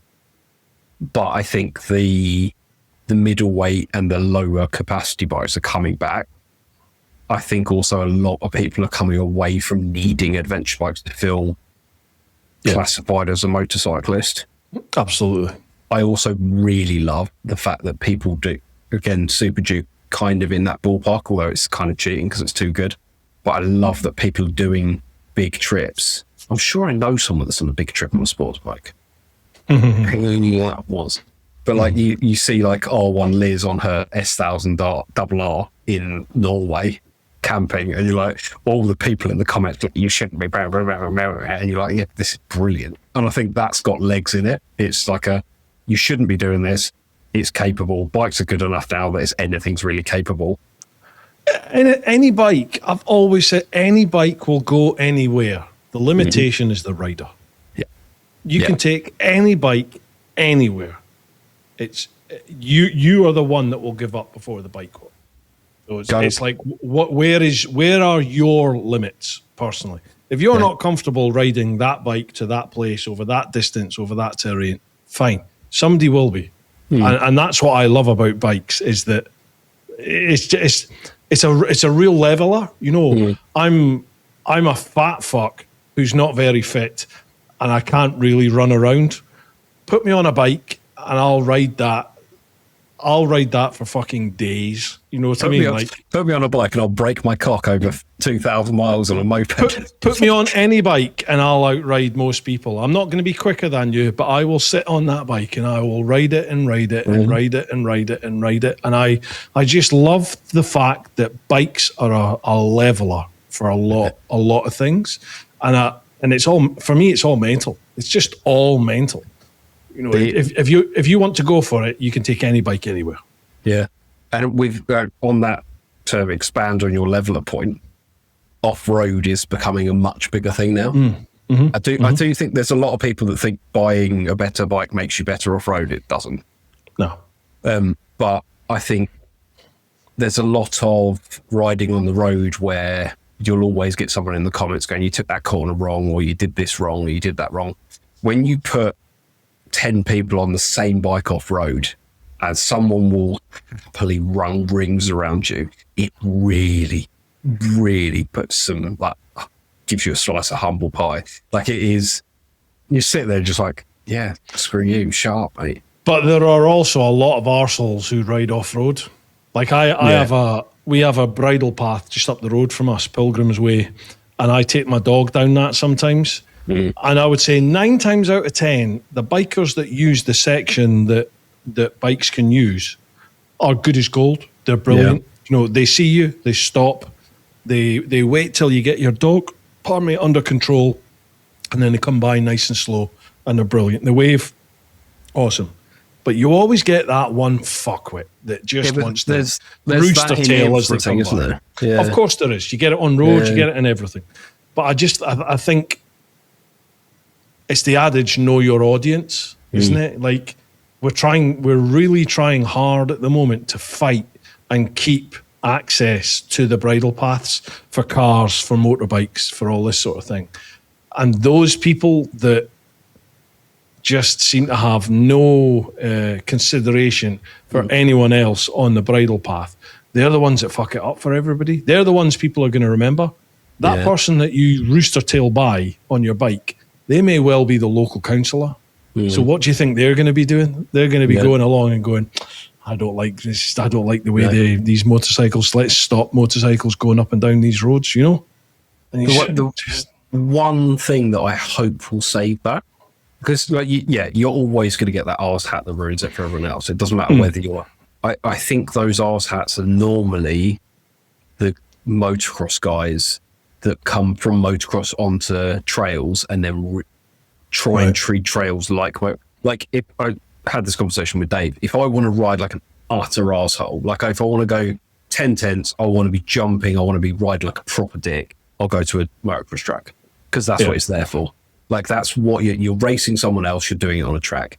I think a lot of those guys try to do enduro and trying to treat enduro or trails or whatever it ends up being as a motocross track.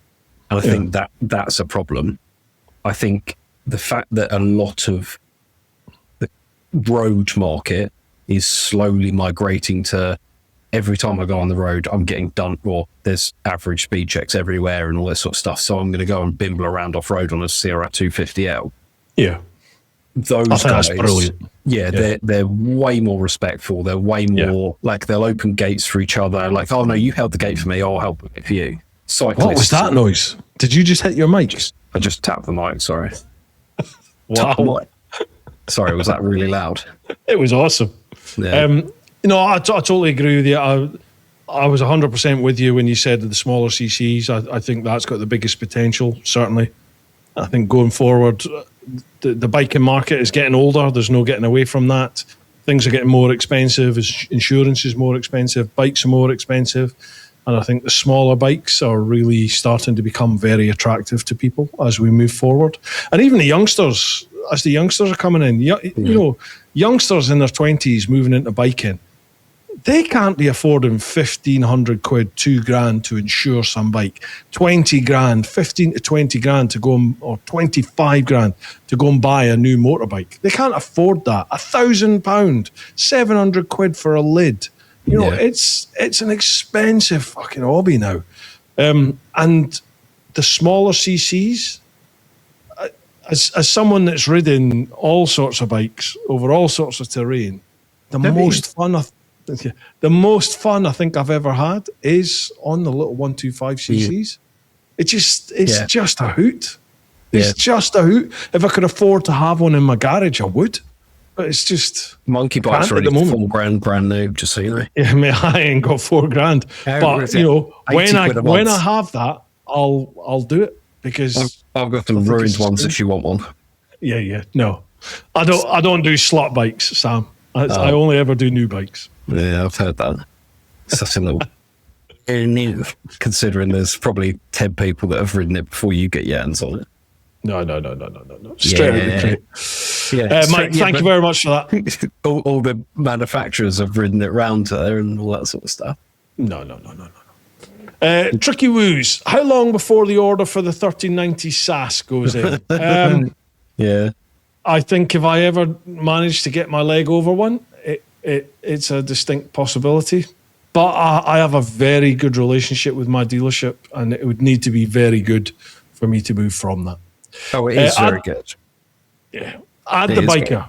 Whose bike to the right what's that? Whose bike to the right that's fit? What's that mean? Did you put you put a picture of my Ducati and a Tuono up on the thing? His was the Tuono. Oh, was it? Right. Yeah. Okay. Let me go through these pictures. The white and gold Tuono? White and black and gold. Tuono's an awesome machine. He bought that bike. He did all his bits to it, and then Dave bought a Tuono that's exactly the same, and he got rid of his. Who did? Ad. Did he? Yeah. What, because Dave bought his? Well, Ad changes his bike every 3 weeks anyway. But okay, got you.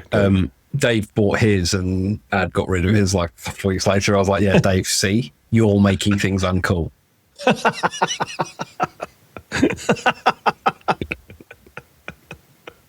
Poor Dave. Sorry, mate. He deserves it. Two Wheels Ben. What advice would you give to someone keen to buy a 916 or a 996? There you go. Do you want pain in your life? Yes or no? No. If you can pick them up relatively not cheap, but I don't think people have realised how good they are. I think a lot they have. I'm saying this as someone that's had a shitload of problems, and I'm currently looking at a Ducati 748 996 V twin service manual up on the shelf up there. Drinking water. He just abused me. It's not water, it's squash. That's even worse. I mean, you can't even drink water properly. I'll give you that. Yeah. I buy one that's not been absolutely, not got 50,000 miles on it. Buy one that's been ridden. Don't buy one that's been sat there for the years, because with any bike, whether it's brand new or 20 years, 30 years old, if it sits there, that causes a problem. You get dry seals, you get dry bearings, you get dry clutch plates, all that kind of stuff. Buy one and immediately do the battery, the stator, the reg rec, change those immediately, and change the cabling going to them, because that's not good enough. A lot of the rubber stuff goes, especially if it's run on like E10, the new fuel. The fuel pipes and stuff all corrode because that E10 stuff just eats them away. Yeah, I don't put that in unless there's no other option. Yeah. I run everything on premium, like E5 fuel. You will love it. Don't make it your only bike. Make sure you've got something else, because there will be 3 months where it just sits there because it's decided to have a paddy. There you go, Ben. It's the shortest answer you've had all 3 hours.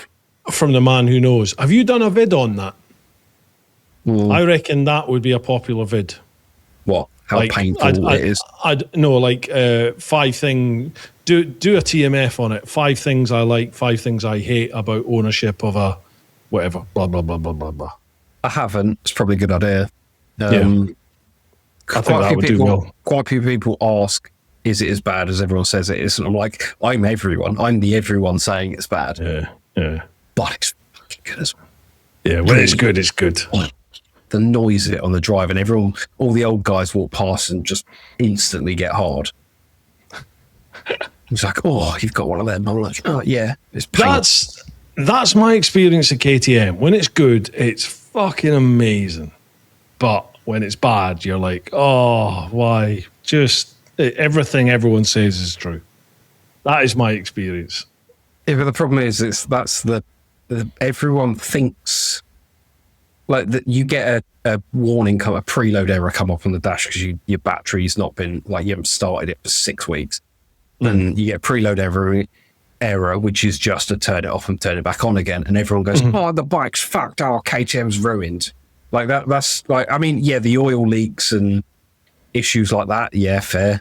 But when it's just a warning that comes up on the dash, the 1390 is not as bad. When I had that 1390 the other day, I spent 15 minutes connecting my phone to it, dicking around, swiping through all the menus and all that sort of stuff. And I looked at the battery and it was like 12.1 volts. I was like, oh, this isn't going to start now because it's under 12.5 volts. Started straight away, no warnings or anything. Whereas if I did that with my 1290, it'd have probably got a preload error. They're sensitive to batteries. If you have a shit battery, that's the real thing that gets them. Do they run lithium or alkaline? No, normal battery. Everyone that has a KTM, I mean, even KTM themselves say don't put lithiums in because they don't quite have the right makeup to start something with that high compression whilst also power. It's all the problem with all the new ancillaries. It's the sensors. The sensor needs to be between this and this to be all right, and then you start it with slightly low battery because you haven't ridden it for 6 weeks, and that kind of sensor just goes to there and then back up, and the bike goes, oh, there's a problem. And most of the time when you get a problem, people go, KTM. It's fine. Just turn it off and on again. That's very familiar. That's what the 1300 has, the issues. I can only, I think about 8-9 days maximum.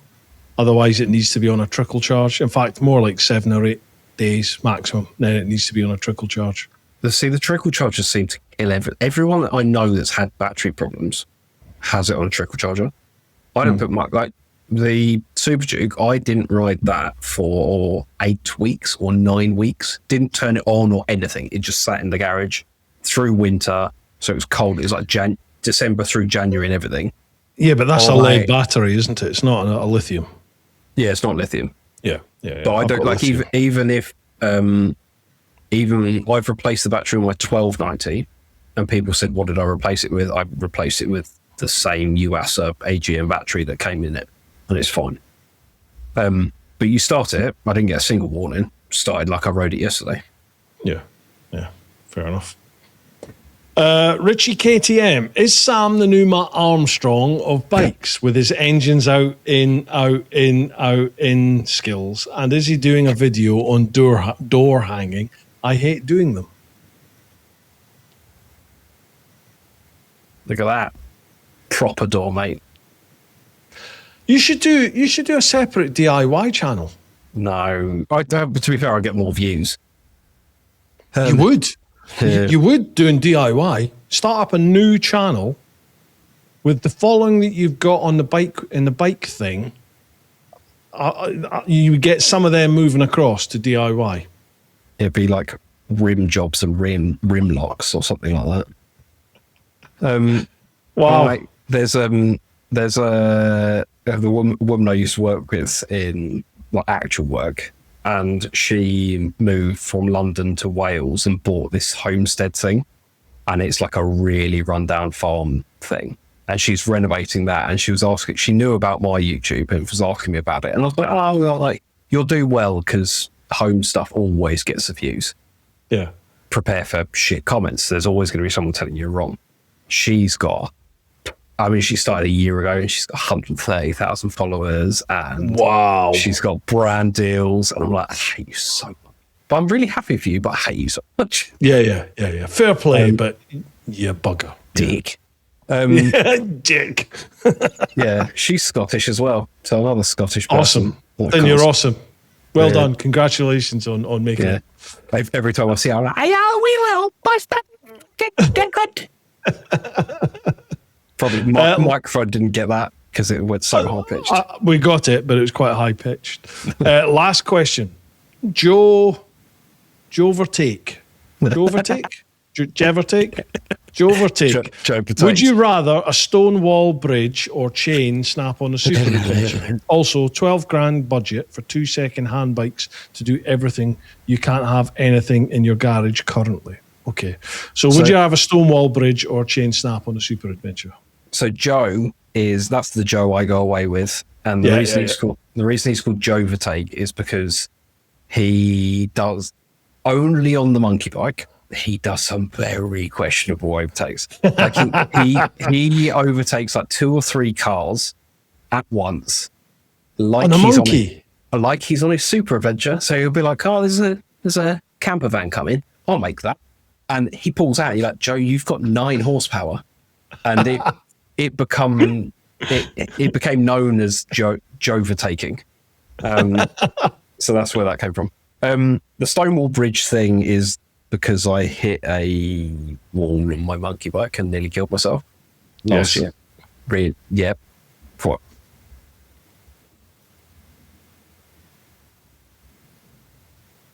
There's good effort. Yeah. Oh wow, it's the back of your lid. Gee whiz, was that the wall? Yeah. So that is where that crack there is where the wall hit, or I hit the wall, and that's where it slid down the road. And that is Climb Chris Pro, people. That's the reason I'm still alive. And I bought exactly the same one in the same colour. Like, word of a lie, it's literally there. It's done the job. Yeah, that saved my life. I can't get this right. We were doing the Sam, yeah. I'm sorry. I'm old. I need to go for another pee. Oh, well, you don't need to pee. Oh, no, because I've got a bladder control. I'm not 58. I need another pee. See you in a couple of minutes. Right. While you're doing that, I'll explain what happened with the crash. Okay. Cheers. He's such an old fuck, isn't he? So essentially, we were doing around the UK, or just muttering away in the back. No, old people just sort of mutter stuff as they walk away and stuff. I'm going to get lost. I won't make it back. You've got to try and find that thing first. Yeah, it is rowing for a while, so we have to pick up the gut. So we were doing around the UK thing of going to stupid place names. So Penistone and Cumwhitton and all these different places that are very like lower swell and things like that. So we went to all those different places and we were doing it in a very understandable shape. And just shy of the first day, it got really dark, really wet, pissing it down. Couldn't see anything through your visor. And we were going around these really tiny little unlit back roads. And I don't know what happened, if I'm completely honest. The monkey bike has no ABS apart from the front wheel. And I was riding it with knobbly tyres. And essentially the front wheel slipped or sort of lost traction in some form. I then wobbled trying to save it. Next thing I know, I see a Stonewall bridge hit that, lights out. And the next thing I know, I woke up. Oh, he's back. Big boy's back. Hello. I was just explaining the situation. I've been listening. I've been listening as I've had a pee around the back of my car. I haven't been able to.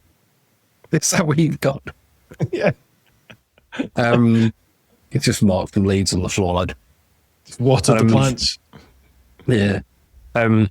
So yeah, basically, next thing I remember is waking up in a cab with the guy telling me about his V-Strom that he used to have. We went to a hotel that was the closest hotel. Gently massaging. Yeah, gently massaging. Went to a closest hotel we could. I insisted on paying for it, and the only room that was available was the Premier Suite that cost me 390 quid or something. And I wish I hadn't insisted on paying for it, but I was heavily concussed. I then learned all of these different things. It's like I apparently kept asking where my keys were, even though they were in my front pocket. My phone was smashed to smithereens. I had a drone, one of these, the DJI Neo. I'd had one of those for 8 days, I think it was. And that had been in the tank bag that basically did that on the wall. Joe basically crashed trying to sort of jump off his bike to save me. He kind of like saw me go down, and then as his bike was still doing about 25 mile an hour, jumped off and kind of dived on the floor to see if I could get me. Ollie Ray helped, like he was there as well. That was lights out. That was bad one. Yeah, a bad one. And I was doing 25 mile an hour and I wasn't running like a cock because I couldn't see anything. And I was just trying to get to the hotel. But yeah, that was a bad one. Don't remember eating the meal or anything. So that was that one. And then the chain story on the Super Adventure, 2-part. So the Super Adventure's had 3 engines now, or it's on its 3rd engine. It did 56,000 miles on its first engine. On the way back from the MOT, the chain snapped.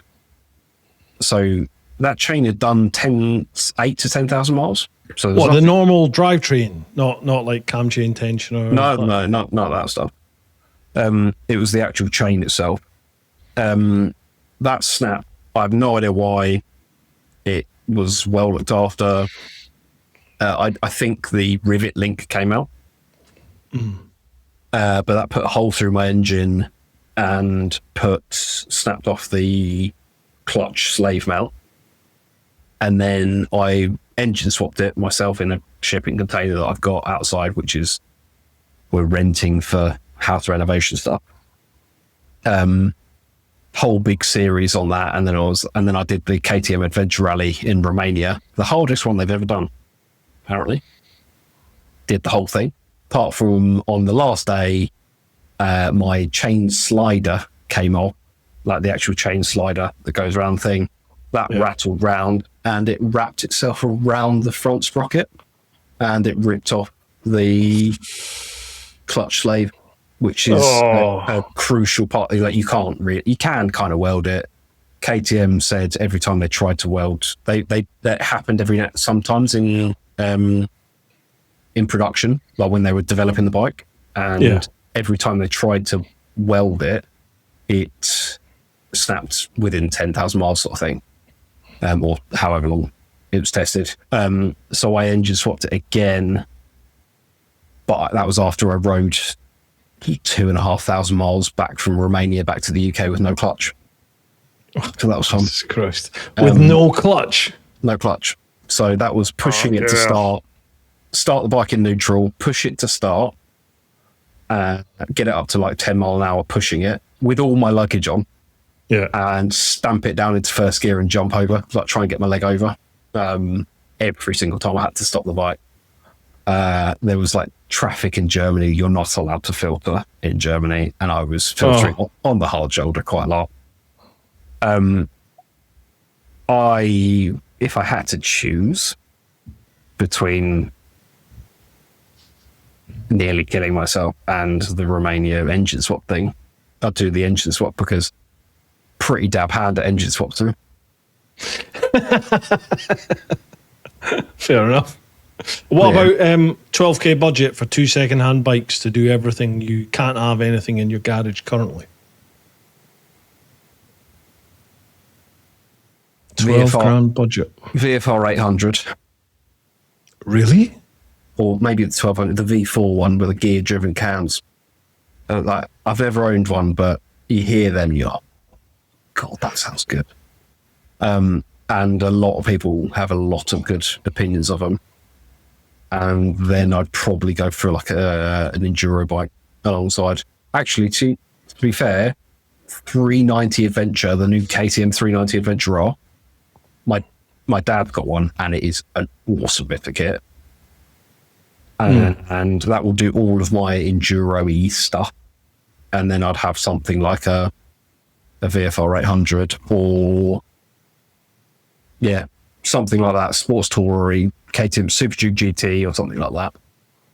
Because I reckon you could get that within your 12 grand. Gosh. But the thing is though, Joe, does that 12 grand budget take into account roadside recovery and all your garage fees and stuff? If it doesn't, you can't buy a GS. Not for under 12 grand, you can't. No, not a chance. Not a chance. There's some Nigel out there that goes, this 13-year-old GS is definitely worth 6 grand still. Sad, but very true. Dude, we are 3 hours, 24 minutes so far. That is us. Just finished the last question. It's not bad. Mind you, the first one, what's the first one? 4 hours? I can't remember. Mate, you look wasted. I feel pished. I definitely feel pished. Yeah. You remember how full that bottle was? It was like up here somewhere. I've literally done from there down. I've done about 2 inches of that. That's about 8 inches, isn't it? Dude, is there anything that we've not covered that you would like to cover? What is that boom boom noise? It sounds like you're in like downtown fucking Lebanon or something at the moment. Kiev. Is it that? Yeah. I'm tapping a whiskey glass on the side, sorry. All right, yeah. It sounds like there's ordnance going off. Sorry. Yeah, I live in Ukraine now. Is it Ukraine? They're still having... There is still a war there, yes, but we've forgotten about that because we've moved on to other things. Same as we've forgotten about the Epstein files and all that sort of stuff, because there's now a cure for cancer, because that's the next thing they want to... Oh, is there? Yeah, Russia's apparently come up with a cure for cancer. Because really? So a good distraction from the Epstein files. Oh, I've not seen that one. Yeah, apparently so. No, I don't think so. I think... I will say a massive thank you to the Patreons for actually paying for my quite bad Patreon membership that I don't really offer a huge amount for. I said there was going to be a Patreon ride out and they're still waiting. So I'm I genuinely appreciate those people. They're such lovely people. It's a responsibility, isn't it? It really is a responsibility, because I like, I'm sure you're exactly the same. I feel like I could not exist without these people giving the support that they do, and I want to give them more back in return. Sometimes you just can't, though, can you? Like, sometimes it's a struggle sometimes just to get normal content out. So it's a toughie. But like you said, you have a core amount of people that stick around. Other people come and go as and when. Fair enough, that's life. But yeah, there are special type of people that do that.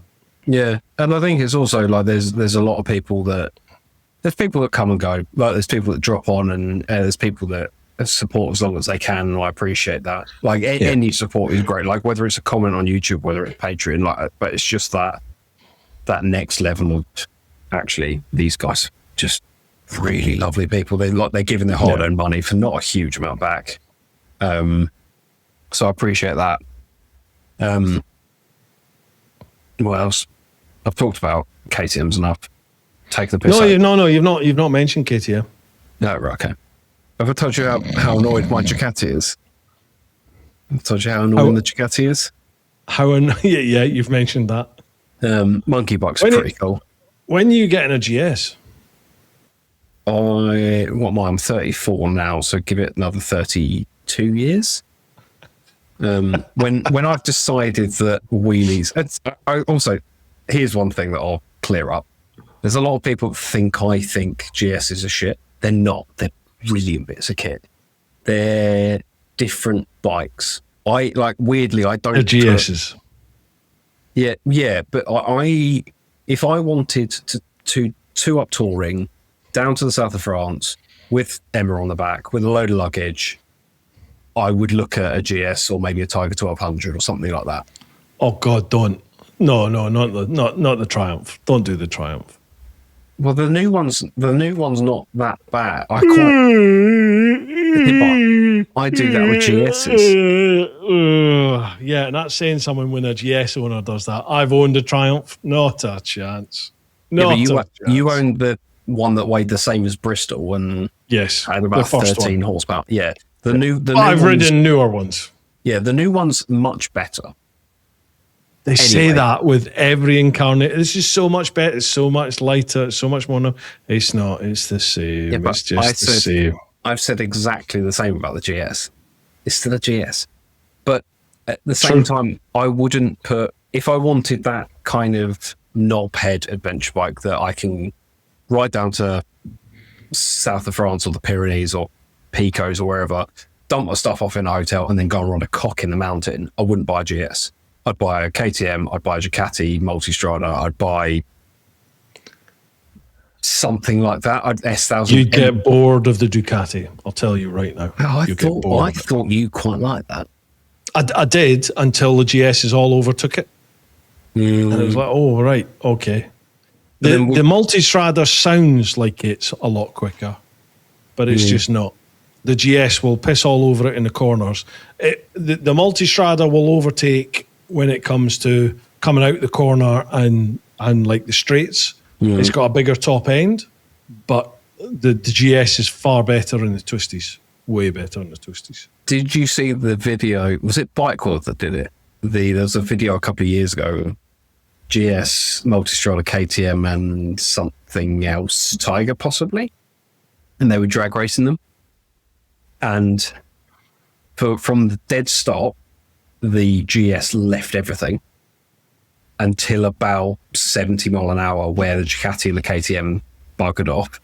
Yeah, it's about right. Yeah. From a rolling start, the KTM left everything, and it was just like but the Ducati. But then I would buy the Ducati if it wasn't £1 million, and if they could make their V4 sound like the Aprilia guys do. There's something about that Tuono engine, the RSV4 noise. The V4, you've got to get it above like 7,000. Once you get it above 7,000, it's a total different animal. Below that, it's fairly tame and it sounds shit. You get it above that, and all of a sudden, it's like, oh wow, here she is, there she is. So she's a really engaging bike. I would definitely go KTM, Ducati, BMW in terms of engagement. But for actual proper everyday 100% across the board riding, it's a close one for me between KTM and GS. In terms of ownership, I would just, as I've said umpteen times, I'd have to put the GS above purely because of the customer service. That's the only reason. The KTM's definitely more powerful, more fun, more engaging bike. Absolutely. Yeah, Can't deny that. I think you're very much in the middle. I genuinely, watching your videos when you had that the Ducati, I genuinely thought that might have been the one bike that could have tempted you away. It would have. For a stock 1300 GS compared to a stock Ducati, the Ducati wins that. Yeah, definitely. I've tweaked my GS quite a lot. You know, I've spent a lot of money adding bits to it. I've had it mapped. I've put a decat on it. I've done all sorts. Now that GS is now what I want. I just need to tweak. I'm not happy with the fuel economy. I'm getting like 40, 41 mile to gallon with the BHP map. And it's a little bit lumpy in certain places. So all it needs is a rolling road, a proper bespoke map. Have you spoken to Cal? Not about doing that, but I did speak to him about, I did a vid about, the realities of mapping your bike with that flasher. I spoke to him about that and they were fine about it. They were hands up. They were fine about it. It's no problem. Like I said in the vid, that flasher is not meant for new bikes under warranty. The flasher is meant for bikes that have passed their warranty and you're doing the service on your bikes. That's what that flasher is meant for. Not what a lot of us are. Unless you're KTM. Huh? KTM, no. I remapped my bike a year and a half into ownership in warranty and everything. And KTM have been brilliant about it. I'm sure if the engine went bang, they'd go. That's the thing. My dealership is absolutely fine about it. But if you have an issue which can be attributed to that map, all that is gone, because when it goes to KTM in Austria or wherever the hell they are now, same as BMW back in Berlin Thailand. or Munich, wherever the hell, Thailand, wherever it is their HQ is, if there's an outer for their warranty claim, they'll take it. Yeah. So if you have Ollie Ray had a warranty problem with his R12 R90 GS. He had a warranty problem with it, and because he had the Hilltech exhaust servo, they were just like, nah. Yeah, It's ridiculous. It is. I mean, I think as long as KTM were really good, because I didn't really have any warranty problems with mine, but the mirror glass came away from the backing of the lights and mirrors, so the glass came away. Yeah. And I walked in there. They knew about the remap. They know how I ride. Like, they're fully aware of how I. Well, I mean, to be fair, I don't ride like that much of cock all the time. It's just what I put in my videos, because no one's going to watch me ride at 20 mile an hour through a town. Like, they want to see me do fun stuff. And when I blur stuff out, people go, "Oh, we want to see you do silly speed," and I can't. Anyway, Use your imagination then, sir or madam. I haven't blurred it that much. You can see that the wheel is definitely just suspension travel here. But yeah, they know about everything, and it's not like oh no, you've voided your entire warranty. It's like, oh no, we'll replace that under warranty. That's fine. So we'll see. The just to annoy Dave, my estate car's stupid and he hates it. It's really good.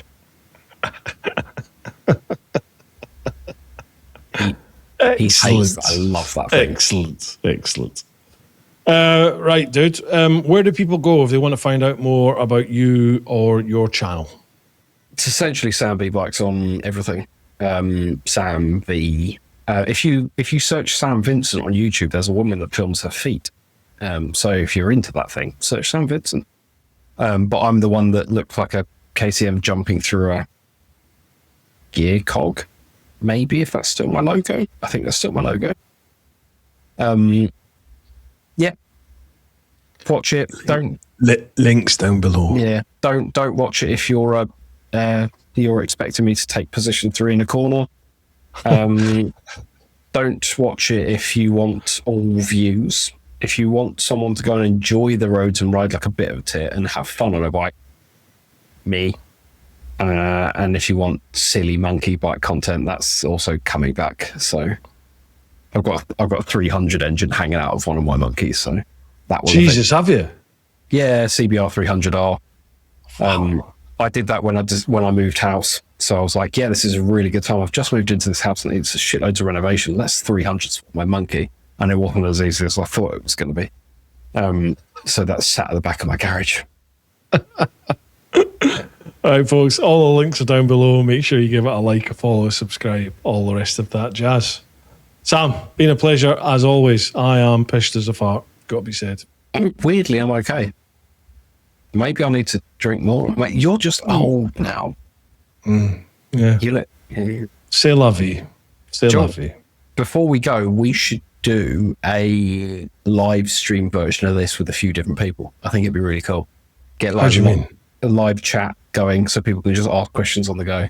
It'd be about 7 hours long, but we should go out on bikes, find somewhere, live stream. Right, let's do it. Yeah. I think we swap bikes. I think you take my 1300, I take your KTM bag of shit, and we go for a run. We go for a ride somewhere. I don't want to fall asleep before I get back to bed. Yeah, and then we do a little live stream. Right, let's make that happen. I'm gonna get off your GS and I'll look as tired as you do now. Just from sheer boredom, trying to stay awake. Yeah. Awesome. This is exciting, is it? Oh, right, cool. Okay. Bruce, where have you gone? I hate you. Anyway, folks, I hope you've enjoyed it. I'm sorry about him. He's a bit of a dick, but never mind. Make sure you check out his channel, his whatever else he's got. Just, you know the score, do all that shit. Yeah, look after those that you love. What do I say?